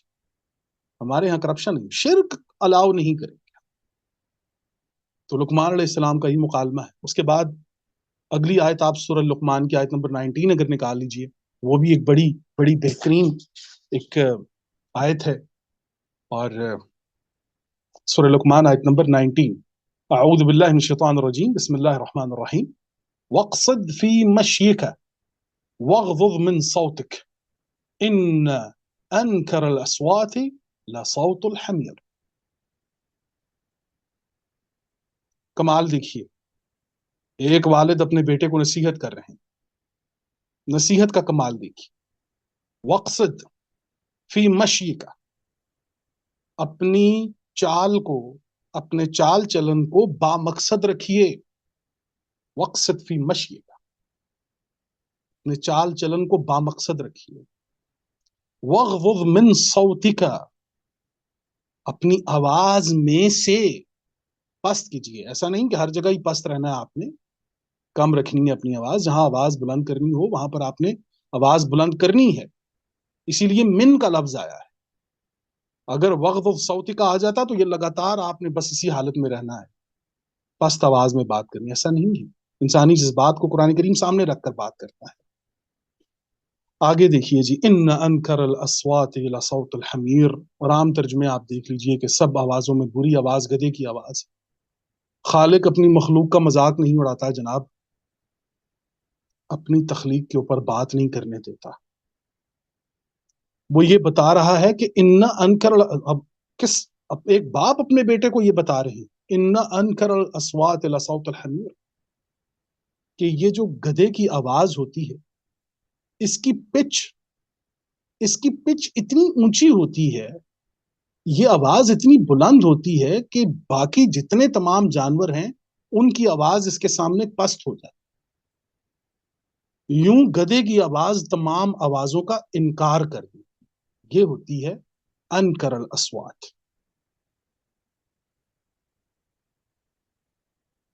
اللہ کریم اپنی تخلیق کا مذاق نہیں اڑاتا. خود بنا کر یہ نہیں کہے گا کہ آواز بڑی بری آواز ہے گدھے کی، وہ خود خالق ہے اس کا. تو یہ بتایا جا رہا ہے کہ اے میرے بیٹے، ایک کہ آپ نے اپنے چال چلن کو بامقصد رکھنا ہے. آج جس کے ذریعے ہم بھی اپنے ابناء کو بتا رہے ہیں اپنے چال چلن کو بامقصد رکھیے، بامقصد زندگی گزاریے. وغضض من صوتک، اور جہاں پر آپ کو لگتا ہے کہ یہاں میری آواز مجھے نیچی رکھنی ہوگی، اپنی آواز کو نیچے رکھیے. جہاں پر آپ کو لگتا ہے کہ آپ نے آواز بلند کرنی ہے تو پھر اپنی آواز بلند کیجیے. اور ایسا نہ ہو کہ آپ کی ناحق آواز اتنی اونچی ہو کہ آپ حق والوں کی آواز کو دبا دیں. یہ ظلم مت کیجیے، یہ کام مت کیجیے. ایسا نہ ہو کہ آپ جھوٹ پر کھڑے ہو کر آپ کی آواز اتنی بلند ہے کہ سچ والوں کی آواز دباتی ہے. یہ مت کیجیے. دوسروں کی آوازوں کا انکار مت کیجیے. اللہ کریم آپ سب کو اپنی رحمتوں اور برکتوں میں محفوظ رکھے جی. میں سمجھتا ہوں کہ آج یہاں تک جو ہمارا پروگرام ہوا ہے وہ اللہ تعالیٰ آپ سب کو اپنی رحمتوں اور برکتوں میں محفوظ رکھے. آپ کے والدین پر اللہ کریم اپنی رحمتیں اور برکتیں نازل فرمائے. کوئی غلطی، کوئی گستاخی، کوئی ایسی بات تو آپ سے ہاتھ جوڑ کر معافی. کوئی بات حرف آخر نہیں. اللہ کریم ہم سب کو قرآن پڑھنے اور سمجھنے کی توفیق عطا فرمائے. آمین یا رب العالمین. آمین. بہت شکریہ زبیر بھائی، بہت تفصیلی بات چیت ہوئی. ایک کویسچن ہمارا رہ گیا لیکن اسے ہم نیکسٹ سیشن کے لیے رکھ لیں گے، تاکہ آج ہم نے کافی انٹینسیولی بات چیت ہوئی ہے ساری. اور ہمایوں خان صاحب کا سوال بھی تھا، تو میں چاہتا ہوں کہ وہ اب مائک انمیوٹ کر کے اپنا سوال بھی کر رہے ہیں، اور باقی ممبران کا بھی کوئی فیڈ بیک ہے، کوئی سوال ہے، کوئی کویری ہے، کوئی بہتری کی گنجائش ہے تو وہ ضرور شیئر کریں. جی ہمایوں خان صاحب. السلام علیکم جی. وعلیکم السلام. وعلیکم السلام ورحمۃ اللہ. سر جی، سر نے قرآن مجید کی کچھ آیات مختلف صورتوں سے حوالہ دیا، اور جس میں پیغمبر اور ان کے بیٹوں کے درمیان مکالمے کا ذکر کیا گیا. بیسیکلی اگر ہم اس کو ذرا دیکھ لیں کہ کس طرح اس کو ریلیٹ کرے، کیونکہ قرآن پاک جو ہے وہ قیامت تک ہے، تو اس کا جو کانسیپٹ ہے وہ فیگریٹو لینگویج میں اگر ہم اس کا وہ ترجمہ یا اس کا جو تمثیلی ترجمہ یا مفہوم ہے اس کو اگر لے لے تو کیونکہ اگر ہم اس کو صرف یہ اس قصے یا کہانیاں اس تک لمٹ رہے تو میرے خیال میں یہ پھر اس لمیٹڈ جو ٹائم ہے اس وقت، اسی وقت جس وقت کا ذکر ہو رہا ہے، یہ وہاں تک لمٹ ہو جاتا ہے. مطلب ہے کہ یہ پوری قیامت تک اس کا کانسیپٹ جو ہے، اس کا لاجک جو ہے، اس کا جو مطلب مقصد جو ہے وہ کس طرح ہم ڈرائیو کر سکتے ہیں کہ ہم انسٹیڈ جو یہ نوح علیہ السلام، آدم علیہ السلام، یہ سارے میرے خیال میں صفاتی نام ہے، کوئی ایکچوئل اس کا وہ جو ہے نام نہیں ہے. تو کس طرح اس کو ہم مطلب ہے کہ اس کا ترجمہ یا اس کا کانسیپٹ لے لیں تاکہ اس کا اصل مقصد جو ہے وہ ہمارے ذہن میں یا ہمیں سمجھ میں آ جائے. جی ہمایوں صاحب بہت شکریہ. دراصل ہماری پچھلی پروگرامز میں بھی ہم یہ بات کر چکے ہیں ہمایوں صاحب کہ جس طرح ہمارے معاشرے میں ہم ایک بچے کو تسلیم کرتے ہیں کہ وہ اگر پہلی جماعت کا یا دوسری جماعت کا بچہ ہے تو اس کے ذہن کے مطابق، اور جو ایک باشعور انسان ہے اس کے ذہن کے مطابق اشیاء اور تفاہیم اور تدبر کا، تفکر کا معیار جو ہے وہ مختلف ہوگا. اسی طریقے سے یہ کسی بھی معاشرے کی خوبصورتی ہوتی ہے کہ وہاں پر کسی بھی چیز کو آسان سے آسان انداز میں یا مشکل سے مشکل انداز میں، یعنی یا بغیر مقصد کے یا کسی مقصد کے ساتھ اسے حاصل کر لیا جائے. تو میں یہ سمجھتا ہوں کہ ہمارے ہاں جو لوگ جس طرح کے لوگوں نے تراجم کیے ہیں जिस जिस इंसान का जितना भी शऊरी मेयार है या उसका लेवल है या जितना भी अल्लाह ने उसे तौफीक दे रखी है, वो जिस अंदाज में उसको पढ़ रहा है, हमें ये उसे ये इख्तियार हासिल है कि वो उसे वैसे पढ़े। हाँ, रह गई बात, आपने ये फरमाया कि हमें इनकी उन तराजुम की तरफ जाना होगा जो मकासद जिनकी तरफ मकासद की बात आप फरमा रहे हैं। तो बिल्कुल यही बात हम कर रहे थे कि हमें मकासद की तरफ भी जाना होगा। और मैं ये समझता हूँ कि ये भी वक्त से पहले की बात है कि अगर हम सिर्फ इनको तमसीली अ, जो शख्सियात हैं इनको हम ये कहें कि ये सिर्फ तमसीली हैं, तो मैं ये समझता हूँ कि ये वक्त से पहले की बात है, और ऐसा मेरे अंदाजे के मुताबिक तो मैं नहीं समझता। अलबत्ता हाँ, इसमें से इस बात में से आप अगर इसे एक तमसीली अंदाज समझते हैं, मैं उसे हकीकी समझता हूँ, और उसमें से हम कोई मकसद निकाल लेते हैं जिसमें मेरा और आपका मुश्तरका फ़ायदा है या जिसमें हमारा मुश्तरका माशरती फ़ायदा है, तो हमें उन बातों की तरफ बढ़ना चाहिए। इनफरादी राय जो है वो हर इंसान को हक हासिल है। तो मैं ये समझता हूँ कि बाकी जहाँ तक आपने तराजुम की बात फरमाई है, कि अभी आप ये देखिए कि ये किताब करीम क़यामत तक सफ़र करेगी। अब ये कितने इसमें कितनी दुनियाएं हैं जितनी जिनको खुलना है, कितने राज हैं जिनको खुलना है, कितनी चीज़ों को।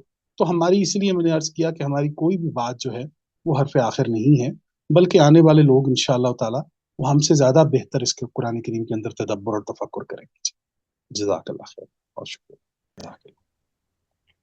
जी ज़ुबैर भाई, एक क्वेश्चन और है कि जब अकाइद पर फवाइद सबकत दे जाएं तब किस तरह से अपने बच्चों को समझाया जा सकता है? ओ, बहुत जबरदस्त सवाल है जी। ये किन्होंने किया है जी ये सवाल, पहले तो मुझे ये बताइए। जी, मिस ताहिरा ने किया ये सवाल। मैम ताहिरा मुसर्रत, मैं ये बिल्कुल अल्लाह पाक हमारी बहन को बहुत सलामत रखे जी। और मैम ताहिरा, आपका सवाल बहुत बड़ा है, बहुत बड़ा सवाल है कि हमें अ, ये देख, अब हम फवाइद की तरफ ही चले जाएं और अकायद को छोड़ दें, तो फिर ये ऐसा ही है कि हम हवा में मुअल्लिक हो जाएं, हमारी कोई बुनियाद ना हो।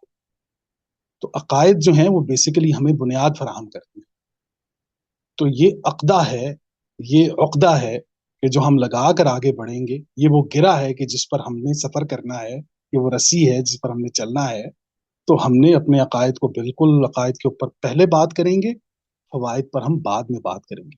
लेकिन फ़ी ज़माना हमें ये देखना होगा कि क्या सिर्फ़ ऐसा तो नहीं कि हम सिर्फ़ अकायद को लेकर बैठे हुए हैं और फ़वाइद की तरफ नहीं जा रहे। तो आप सल्लल्लाहु अलैहि वसल्लम की पूरी हयात मुबारका आप ये देख लीजिए कि आप सल्लल्लाहु अलैहि वसल्लम के अकायद भी फवायद ही के जुमरे में आते। आप सल्लल्लाहु अलैहि वसल्लम ने अकायद को भी फवायद के जुमरे में पेश किया है, और जिसे अल्हम्दुलिल्लाह ताला अल्लाह के फजल करम से उस जमाने में भी इंसानियत ने तस्लीम किया और आज भी इंसानियत तस्लीम करेगी। तो ये आपकी बात बिल्कुल दुरुस्त है, हमें अकायद, अपने बच्चों के अकायद को दुरुस्त करना भी बहुत ज़रूरी है हमारे लिए। और खूबसूरत अंदाज, मैंने अर्ज़ की ना कि हमें जब तक हमें बात करने का अंदाज हमारा मौसर नहीं होगा, खूबसूरत नहीं होगा, उस वक्त तक हमारी नस्ल जो है वो बात। अब यहाँ पर एक और बात भी मैं आपको बताऊँ, अभी देखिए ना, तरबियत की अगर हम बात करें, अब जो इब्राहिम अलैहिस्सलाम ने फरमाया कि फंजुर माज़ा तरा, पिछली आयत में जब हम पढ़ रहे थे, देखो तुम्हारा नजरिया तुम्हें क्या दिखाता है। तो ये जो बच्चे से राय लेना होती है ना जी, ये कितना बड़ा उसलूब है गुफ्तगू का। कि एक इंसान है कि जो अपने बच्चे को हुक्म देता है तुम ये कर लो, और दूसरा इंसान ये कहता है कि आपका इसके बारे में क्या ख्याल है। अब ये बात करते ही वो बच्चा उनके साथ इन्वॉल्व हो जाता है। वो ये समझता है कि मुझे अहमियत दी जा रही है, मेरी राय की अहमियत है, मेरी अहमियत है, मेरी शख्सियत को तस्लीम कर लिया गया है। तो वहां पर ये जो अंदाज है ना जी, तो हमें इन अंदाज की तरफ आना होगा अपने। और जिनके, हमें लगता है कि जिनके अकायद ठीक नहीं है, वो भी तो हमारी जिम्मेदारी में आते हैं जी। मैं समझता हूँ वो मोहब्बत के ज्यादा मुस्तहक हैं बजाय उनके कि जिनके अकायद ठीक है। तो ये हमें बिल्कुल उनकी तरफ काम करना होगा जी। जज़ाकल्लाह अच्छा, यहीं से एक सवाल मेरे भी जहन में आ गया कि जो हमारे यहाँ ये मुआशरती दबाव डाला जाता है बच्चों के ऊपर कि आप ये काम करें वरना ख़ानदान की इज्जत को ये हरफ आएगा, मेरी नाक कट जाएगी। तो ये तो जी। कुरान पाक तो इस चीज़ को डिनाई कर रहा है कि ना इब्राहिम अलैहिस्सलाम ने भी ऐसा उनके सामने हुक्म पेश किया कि जी आपने ये करना है, बल्कि उनसे पूछा गया कि आपको क्या नज़र आता है या आपका क्या नज़रिया है। नूह अलैहिस्सलाम के बेटे को उन्होंने कहा कि आ जाओ, तो उससे अपनी आज़ादी से कहा नहीं मैं नहीं आऊँगा, तो उस पर कोई ये बात। इशू नहीं बना। तो इसको हम हम्म। कैसे अब मुआशरे के अंदर प्रोपोगेट कर सकते हैं, लोगों को समझा सकते हैं या खुद समझ सकते हैं। अब इसीलिए कुरान करीम ने फरमा दिया कि वबिल वालिदैन एहसान। अब अल्लाह ने कुरान में कहा है कि आपने वालिदैन के साथ एहसान यानी मुतवाजन अंदाज में चलना है, एहसान हुस्न के साथ। तो कहीं भी कुरान करीम ने ये नहीं कहा कि आपने अपने वालिदैन की इताअत करनी है या इत्तबा करनी है, ऐसा नहीं होगा। अगर मेरे उनके साथ अकायद में भी इख्तलाफ आता है, इन तमाम तर चीज़ों के अंदर भी अगर ये तमाम तर चीज़ें आती हैं, तो अल्लाह ने मुझे हुस्न सलूक का हुक्म दिया है। अल्लाह ने मुझे ये नहीं कहा कि अगर मेरे वालिदैन किसी अकीदे पर या किसी चीज़ पर ये चल रहे हैं, हाँ, हमारी जो एक एज ए मुस्लिम हमारी ये ड्यूटी बनती है कि हम लॉजिकली अपने बच्चे को अपने दीन के बारे में वो तमाम मालूमात दें कि जिसके बाद हम आज़ाद हो जाएं, बेफिक्र हो जाएं कि अब ये दुनिया के किसी कोने में भी चला जाए, कोई दूसरा मजहब, कोई दूसरी चीज़, कोई दूसरी कौम से मुतासर नहीं करेगी। लेकिन हमारे यहाँ चूंकि हम बड़े कमज़ोर वाक़ हुए हैं, हम अपने बच्चों पर मेहनत नहीं करते, हम लॉजिकली उन्हें कुरान नहीं पढ़ाते, अहादीस नहीं पढ़ाते, इन तमाम तर चीज़ों का इल्म नहीं देते, उसके नुकसानात ये होते हैं कि फिर वो हम अपने बच्चों के ऊपर इस तरह की रिस्ट्रिक्शंस लगाते हैं, तुमने ये नहीं करना, तुमने ये नहीं करना, तुमने इसके साथ नहीं बैठना, तुमने ये नहीं, ये सारी बिल्कुल आपने बात जो फरमाई है, इसीलिए अल्लाह ताला ने कुरान में हुस्न सलूक का हुक्म दिया है, इताअत का हुक्म नहीं। जज़ाकल्लाह। जी हुमायूं खान साहब का भी सवाल है मजीद। जी हुमायूं साहब। हाँ, अच्छा सर, मेरा क्वेश्चन ये है कि यहाँ पे अगर हम देखें, चूंकि ज्यादातर लोग जो है उनको अरबी नहीं आती, ठीक है जी, तो वो मुख्तलिफ मकातब फ़िक्र के मुख्तलिफ उलमा के तराजुम देखते हैं, और तराजुम हर एक का उसमें बहुत ज्यादा फर्क होता है। जो मकसद हिदायत है अल कुरान का, और वो अच्छे और बुरे में फर्क करे, उस हिसाब से अगर हम देखें तो वो मकसद हासिल नहीं होता इन तराजुम को देख के। क्योंकि मैं स्टडी करता हूँ मुख्तलिफ इस तरह के मकातब फ़िक्र को, जो मुतराजिम है उनका तर्जुमा देखता हूँ। कुछ लुग़वी है, कुछ कंसेप्चुअल बेस पे है, कुछ मतलब है कि दूसरे तशरीफ आयात के बेस पे है। तो उसको अगर हम देखें तो खुद हम कंफ्यूज हो जाते हैं कि यार कुरान का जो एक स्टैंडर्डाइज वो जो मकसद है, वो जो मतलब है, वो जो हम मतलब अल्लाह हमें डिलीवर करता है, वो चीज उससे डिराइव करना मेरे ख्याल में हमारे लिए एक मुश्किल है कि उसको किस तरह वो जो मकसद अल्लाह ताला ने मतलब है कि के लिए जो कुरान भेजा है वो हमें आ जाए। क्योंकि यहाँ पे बीइंग जितने भी लोग हैं कुरान वाले जो है या फिरकों वाले हैं या जो भी है, सबके वो तराजुम में, सबके उस कॉन्सेप्ट में बहुत ज्यादा डिफरेंस है। उससे हम वो चीज जो है वो हिदायत जो है वो डिराइव नहीं कर सकते। तो इसका कोई सर है सोल्यूशन इस तरह के हम जी उसको जी फॉलो करें और मतलब कि मिनिमम उस पे जी हम मतलब रहे। जी थैंक यू। जी, जज़ाकल्लाह हुमायूं भाई, बहुत ही ज़बरदस्त सवाल माशाल्लाह। और अल्लाह करीम आपको सलामत रखे।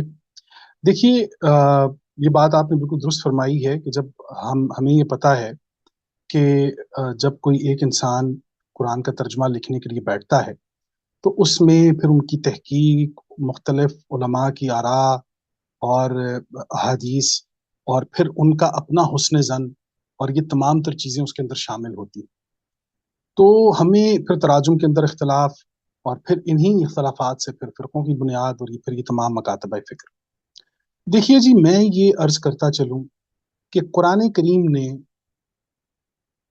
लिसान अल कुरान का लफ्ज़ इस्तेमाल करके ये बता दिया है कि कुरान करीम की लिसान में और हमारी लुगात में ये फ़र्क है कि हमारी लुगत मुकालमे का उसलूब तयन करती है, और लिसान अल कुरान अक्ल की ज़ुबान है, शऊर की ज़ुबान, कि जिसे दुनिया का हर इंसान समझता है।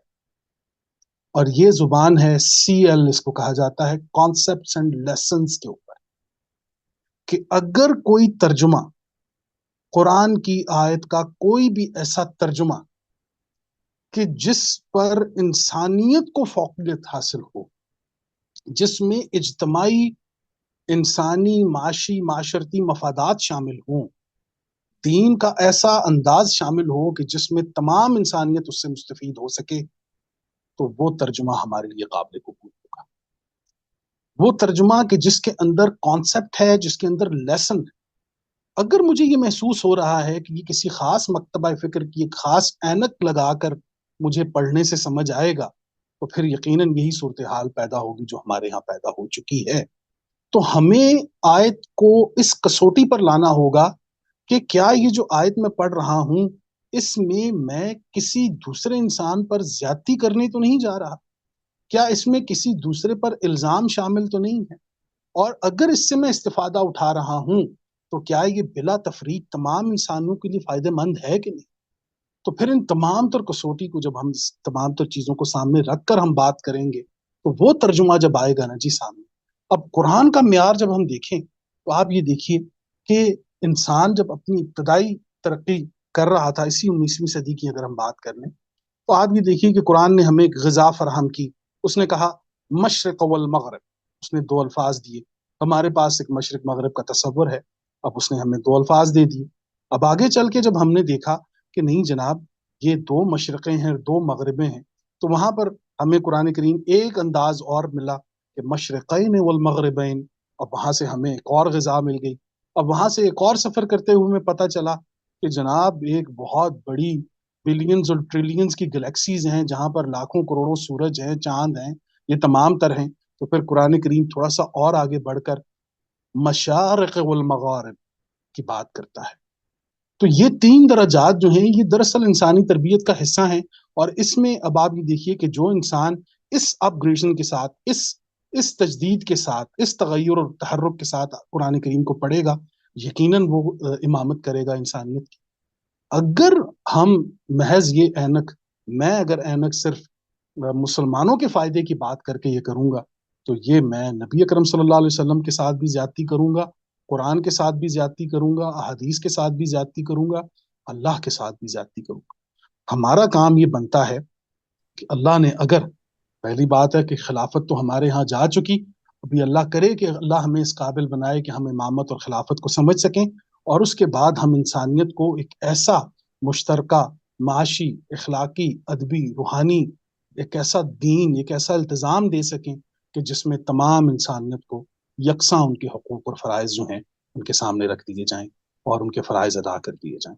تو میں یہ سمجھتا ہوں جی کہ ہمیں اس کانسیپٹ، لسان کے اس کانسیپٹ کی طرف آنا ہوگا کہ جس میں ہمیں شعور حاصل ہو اور ہمارے تراجم جو ہے وہ پوری انسانیت کے اوپر یکساں تقسیم ہے.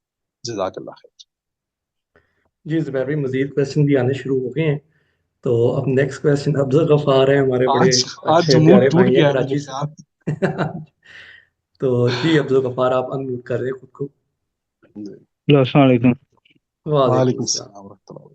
جی میرا سوال یہ تھا کہ آپ نے جب حضرت نوح علیہ السلام اور اس کے بیٹے کی جو آپس میں کنورسیشن ہوئی، یا حضرت ابراہیم علیہ السلام یا اس کے والد کی کنورسیشن ہوئی جو دین کے معاملے میں، یا لقمان نے جی اپنے بیٹے کو جو نصیحتیں کی، تو اس میں ایک خاص پوائنٹ ہے جو میں چاہتا ہوں آپ اس پہ روشنی ڈالیے گا. وہ خاص پوائنٹ یہ ہے کہ جب حضرت ابراہیم علیہ السلام اپنے والد کے ساتھ مکالمہ کر رہے تھے تو ان کے پاس جو علم تھا وہ ایک نبی کا مقام ہے، اور نبی کو علم براہ راست خدا سے ملتا ہے. تو ہم اس سینس میں کہہ سکتے ہیں کہ وہ ایک ایبسلیوٹ جو علم ہوتا ہے کہ حق جو ہے ان کے اوپر واجب مطلب آشکار ہو گیا، مطلب کھل گیا تھا ان کے اوپر. اور اگر اسی معاملے میں اگر نوح علیہ السلام کو دیکھیں تو وہ بھی نبوت کے مقام پہ تھے، ان کو تو وہی ملتی تھی، تو ان کا علم جو ہے وہ بہت بلند اور خدا سے ڈائریکٹ ان کو ملتا تھا، تو وہ ان کے مطابق بات کرتے تھے. کیونکہ قرآن میں بھی ہے کہ نبی جو ہے وہ اپنے جذبات سے بات نہیں کرتا، انہ الا وحی یوحی، جو وحی ہوتی ہے وہ اس کے مطابق ہی وہ بات کرتا ہے. تو کیا آج اگر میں ایک بات کہتا ہوں کہ جس علم کو میں سمجھا ہوں، جس نظریے کو قرآن سے میں نے اپنے علم کے مطابق سمجھا ہے، اور وہ میں اپنی آنے والی نسل پہ اس طرح امپوز کر دوں، ہو سکتا ہے کہ میرے علم میں کچھ خلل ہو. اور یہ صرف میں اپنی بات نہیں کر رہا، میں ہر اس بات کر رہا ہوں چاہے وہ میرے نظریے کے مطابق نہیں انسان ہو، کوئی مادیہ پرست ہو یا کوئی آئیڈیلزم ہو، وہ اپنے علم سے دوسرے انسان کو کنوینس کر دیتا ہے اور وہ اس کی طرف لپک کے چلا جاتا ہے. تو اس میں جو ہے نا ہم کس طرح سے جو ہے نا ڈسٹنگوش کریں گے کہ ہم جو سمجھیں وہی حق سمجھیں، اور ہم اپنے نسل کو بھی جو دے رہے ہیں وہ بالکل صحیح دے رہے ہیں. تو اس پہ میں چاہوں گا کہ آپ اس پہ تھوڑی روشنی ڈالیے گا کہ آپ اس کے بارے میں کیا کہنا چاہیں گے. جی بہت شکریہ عبدالغفار بھائی. عبدالغفار بھائی، آ، کسی بھی قوم کی حالت دراصل ان کے فیصلوں کے نتیجے ہوتے ہیں. نتائج یہ تعین کر دیں گے کہ ہم نے جو اپنی نسل کو دیا ہے وہ کیا دیا ہے. قرآن کریم نے یہ بتایا ہے کہ ابراہیم علیہ السلام کی جب ہم بات کریں گے کہ آپ وادی غیر ذی زرع میں جا رہے ہیں، کیسی وادی کی جہاں پر زراعت نہیں ہے، تو قرآن کریم نے وہاں بتا دیا ہے کہ ہمیں بھی اپنی اپنے آپ کو اور اپنی اولاد کو کم از کم اس وادی میں رکھنا ہوگا کہ ایسا نہ ہو کہ جہاں پر پہلے ہی فصلیں کھڑی ہوئی ہیں اور پھر ان فصلوں کی کیڑے مارنے کے لیے ان کے اوپر ہم سپرے کرتے رہیں. تو ہم نے ایک نئے طور پر نئے آغاز میں وہ زمین کی گوڈی کرنی ہے، زمین تیار کرنی ہے جس پر ہم نے اپنی نسل کھڑی کرنی. اگر الحمدللہ، اور یقیناً ہمیں الحمدللہ ہمارے پاس ایک بہت بڑا احادیث کا مجموعہ ہے، قرآن ہے ہمارے پاس، الحمدللہ اکابرین ہیں، اساتذہ ہیں، پروفیسرز ہیں، ڈاکٹرز ہیں، ان سے استفادہ کریں گے تو الحمدللہ ہمیں فائدہ ہوگا. لیکن جو آپ نے بات فرمائی ہے کہ وہی آج کی کنورسیشن کا ہمارا مقصد بھی یہی تھا محترم عبدالغفار صاحب، کہ اگر ہم اپنی اولاد کو ابراہیم علیہ السلام کے مقام پر لا کر یہ کہہ دیں کہ فانظر ماذا ترا، کہ دیکھو تمہیں تمہارا نظریہ کیا دکھاتا ہے، تو کم از کم ہم اپنی اولاد کے مجرم نہیں ہوں گے. عند اللہ بھی ہماری بچت یہ ہے کہ ہم نے اپنی اولاد کو اپنا غلام بھی نہیں بنایا ہے. میرے رب کریم، آپ کے آزاد بندے کو ہم نے اس کی آزاد سوچوں کے ساتھ یہ ایک آزاد کتاب سمجھائی ہے، یہ قرآن کریم اس کو بتایا ہے. اگر یہ کتاب بتانے اور سمجھانے کے بعد وہ انسان اس چیز سے انحراف کرتا ہے تو یہ تو اللہ تعالیٰ نے خود بتا دیا کہ ہدایت آپ کے ہاتھ میں نہیں ہے، وہ میرے ہاتھ میں. اب وہ جو چاہے شکر کرے چاہے کفر کرے، اس چیز کا اختیار اللہ نے اس کو دے رکھا ہے. تو یوں ہمیں یہ رویہ اپنی اولاد کے ساتھ بھی اختیار کرنا ہوگا. لیکن یہ ہمیں فائدہ ہے کہ الحمدللہ ہمارے گھر جو اولاد پیدا ہوتی ہے وہ بچپن سے قرآن کو دیکھ رہی ہے، وہ بچپن سے حدیث کو دیکھ رہی ہے، بچپن سے آپ صلی اللہ علیہ وسلم کو سن رہی ہے، صحابہ کو سن رہی ہے، اہل بیت کو سن رہی ہے.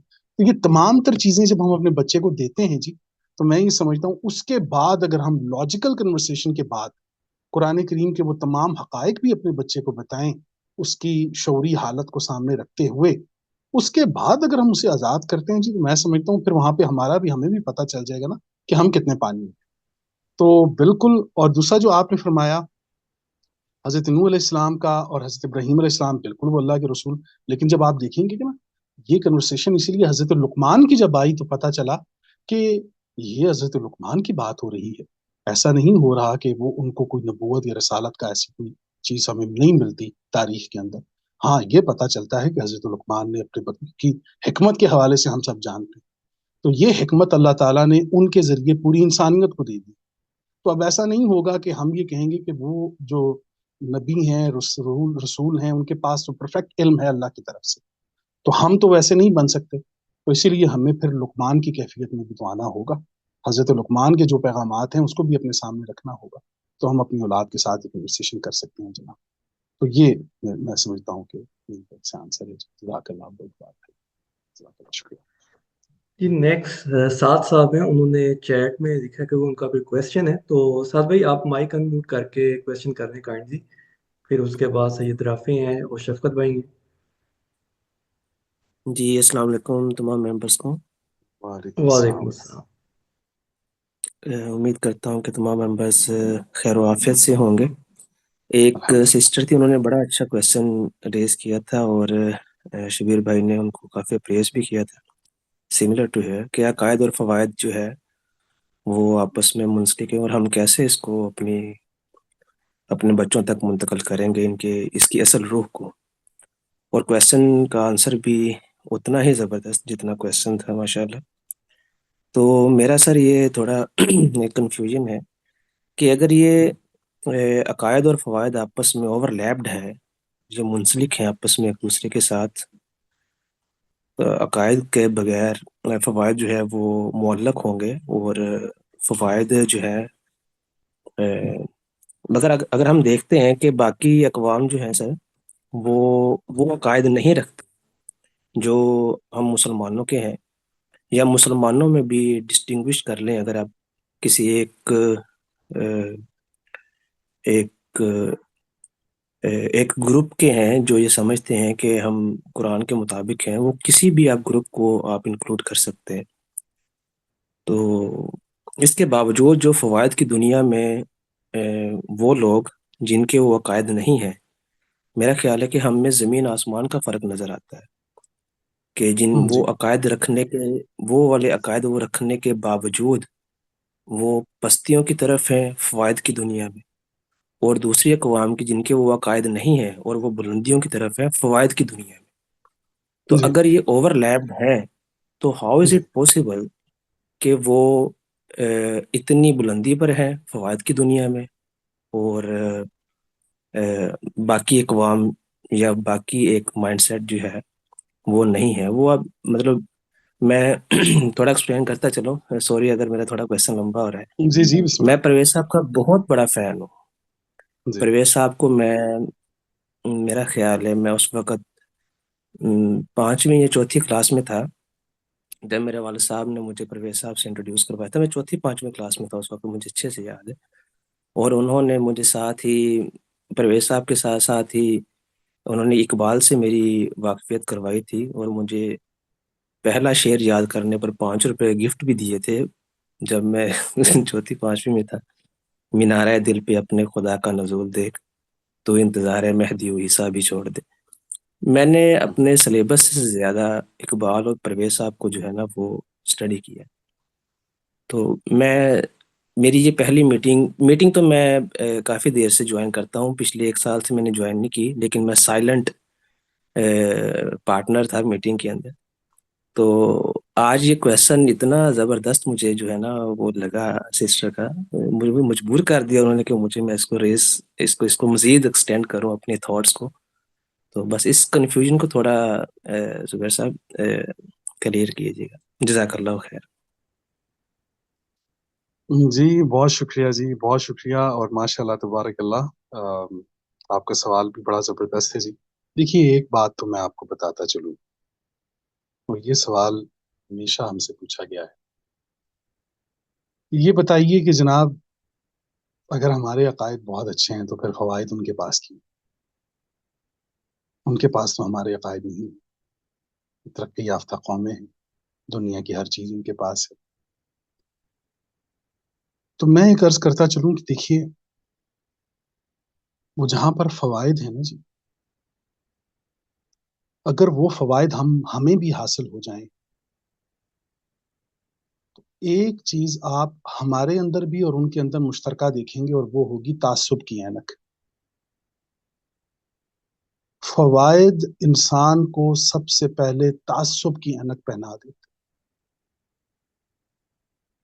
ہمیں جتنی بھی یہ یورپ کی دنیا، یہ باہر کی دنیا دکھائی دیتی، ایسا نہیں ہے کہ میں اب، ظاہر ہے ہمیں کوشش کرنا ہوگی بھائی، فوائد کی طرف جانا ہوگا، وہ قومیں جا رہی ہیں. تو ہماری درخواست یہ ہے کہ اگر محض عقائد کی طرف ہیں، فوائد کی طرف نہیں ہیں، تو پھر آپ تعصب کی اینک پہن لیں. اگر آپ محض فوائد کی طرف ہیں اور عقائد کی طرف نہیں ہیں، پھر آپ تعصب کی اینک پہن لیں. تو خوش نصیب تو وہ لوگ ہوں گے کہ جو ان دونوں چیزوں کو لے کر چلیں. یہ جتنی بھی اقوام کی ہم بات کرتے ہیں، جب دوسری قوموں کی تدمیر اور ان کے خاتمے اور ان پر ہزاروں کلو گرام کے میزائلز اور بمز گرتے ہیں نا جی، اور ان کے پیچھے جب ڈونیشنز کے اندر ایسے ممالک کا نام آتا ہے تو پھر ہمیں پتہ چلتا ہے کہ ان کی فوائد کی بنیاد کیا ہے. وہاں ہمیں پتہ چلتا ہے کہ یہ جو ملک جسے ہم یہ کہتے ہیں کہ ان کے یہاں بڑا قانون ہے، بڑا نظام ہے، بڑا سسٹم ہے، لیکن آپ یہ دیکھیں گے کہ پھر ایک تعصب کی اینک ہمیں دکھائی دے گی کہ یہ تعصب کا شکار ہے. اور یقیناً ہم بھی اگر مسلمان صرف فوائد کی طرف چلے جائیں تو یہ تعصب کی اینک. ہمارے ہاں تو پھر یہ آپ یہ دیکھ لیجئے کہ عقائد میں اگر کوئی انسان اگر جمود کا شکار ہے تو وہ تعصب کی اینک پہن کے بیٹھا ہے. فوائد میں اگر کوئی جمود کا شکار ہے، اس کا عقائد سے کوئی تعلق نہیں ہے، وہاں پر آپ کو تعصب کی اینک ملے گی. لیکن ہم درخواست یہ کر رہے ہیں، دیکھیے قرآن کریم کا میں ایک بہت ہی چھوٹا سا معمولی سا معمولی سا ایک حقیر سا طالب علم ہوں. میں نے قرآن کریم کو پڑھا، سمجھا، دیکھا، سوچا تو میں ایک نتیجے پر پہنچا ہوں کہ قرآن کریم میں مجھے یہ بات ملی کہ قرآن کریم کے مطابق کسی انسان کا غریب ہونا تعجب کی بات نہیں. کسی انسان کا غریب ہونا تعجب کی بات نہیں. قرآن کریم میں کسی انسان کا امیر ہونا تعجب کی بات. قرآن کے معاشی نظام کے اندر کوئی انسان امیر نہیں ہو سکتا جناب. اب فوائد میں بھی مجھے یہ دیکھنا ہوگا کہ اگر میں دن دگنی رات چگنی ترقی کر رہا ہوں تو کہیں ایسا تو نہیں ہے کہ کسی کا حق میرے حصے میں آ گیا ہے، کسی کا حق میں نے تو نہیں مار دیا. یہ جتنی ترقی یافتہ قوموں کی ہم بات کرتے ہیں کہ جو فوائد پر بات کرتے ہیں بہت اچھے لگتے ہیں. ایک بلی کی ویڈیو چڑھتی ہے کہ پورا محلہ اکٹھا ہو گیا ہے، وہ پھنس گئی ہے، ایک سیڈ میوزک، ایک وائلن بج رہا ہے اس کے پیچھے، ایک رونے والا انداز بن گیا ہے، پتہ چلا ہے کہ بلی کو کامیابی سے نکال لیا گیا ہے. لیکن دوسری اقوام پر برستے ہوئے وہ میزائل اور وہ چھوٹے چھوٹے ننھے بچے جو اسی ملبے کے اندر ہی چھوڑ دیے جاتے ہیں، ان کو نکالا بھی نہیں جاتا. تو وہاں سے آپ کو پتہ چلے گا کہ فوائد کی دنیا انسانیت کے ساتھ ہمیشہ یہی کرتی ہے.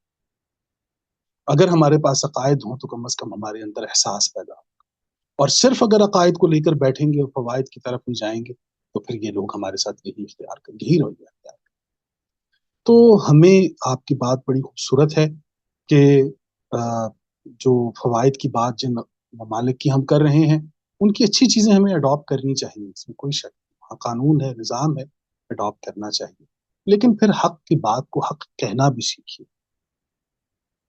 ان کی میں بات کر رہا ہوں کہ پھر ان کو یہ تعصب کی اینک بھی اتارنی. وہ جو ایک بلی کے بچے پر ان کا دل تلملا اٹھتا ہے نا، پھر دوسری اقوام کے چھوٹے بچوں پر بھی ان کا دل تلملانا چاہیے. تو ہماری درخواست یہ ہے کہ عقائد و فوائد کو ایک کنٹریبیوشن کے ساتھ، ایک بالکل تناسب کے ساتھ، اقدار کے ساتھ ہم لے کر چلیں گے تو انشاءاللہ تعالیٰ یہ انسان کے لیے فائدہ ہوگا. جزاک اللہ خیر. بہت شکریہ. جزاک اللہ سر، بہت شکریہ.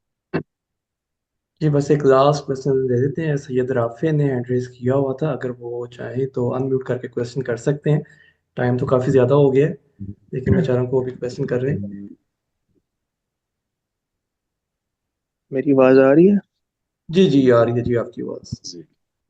میرا زبیر صاحب سے کویشچن تھا. اصل میں نے سیشن جو ہے وہ مڈ میں جوائن کیا تھا، لیکن بات نوح علیہ السلام کی چل رہی تھی، طوفان نوح کی، جس طرح ان کی نافرمانی تھی. تو میں ایک چیز رکھنا چاہ رہا تھا، ایک پوائنٹ تھا میرا کہ اللہ کے کلام سے یہ حقیقت ہمارے سامنے واضح ہوتی ہے کہ فلاح اور بھلائی کا جو اصول ہے اور عذاب الہی سے نجات کا تعلق صرف وہ نسل و خاندان یا پھر دولت و منصب سے اس کا لنک نہیں ہے، بلکہ وہ ایک ایمان اور یقین کا راستہ ہے. وہ بڑے خوبصورت انداز میں انہوں نے واضح بھی کیا. انہوں نے زبیر صاحب نے بتایا کہ دیکھو تمہیں تمہارا نظریہ کیا دکھاتا ہے. تو وہ جو تعصب کی اینک، وہ سارے میرے کویشچنز جو ہیں وہ آہستہ آہستہ ان کے جواب جو ہیں وہ مجھے ملتے گئے، اس لیے میں نے پھر ہینڈ جو ہے وہ لوور کر دیا. اس لیے تو بہت شکریہ، جزاک اللہ. بہت شکریہ آپ کا سید رافع. اللہ کریم آپ کو بہت سلامت رکھے. جزاک اللہ. جی بہت شکریہ. شفقت بھائی آپ کچھ کہنا چاہیں گے؟ آپ کا بھی کویشچن تھا شاید، لیکن اگر اس کا بھی جواب ہو گیا تو آپ ذرا کنفرم کر دیں.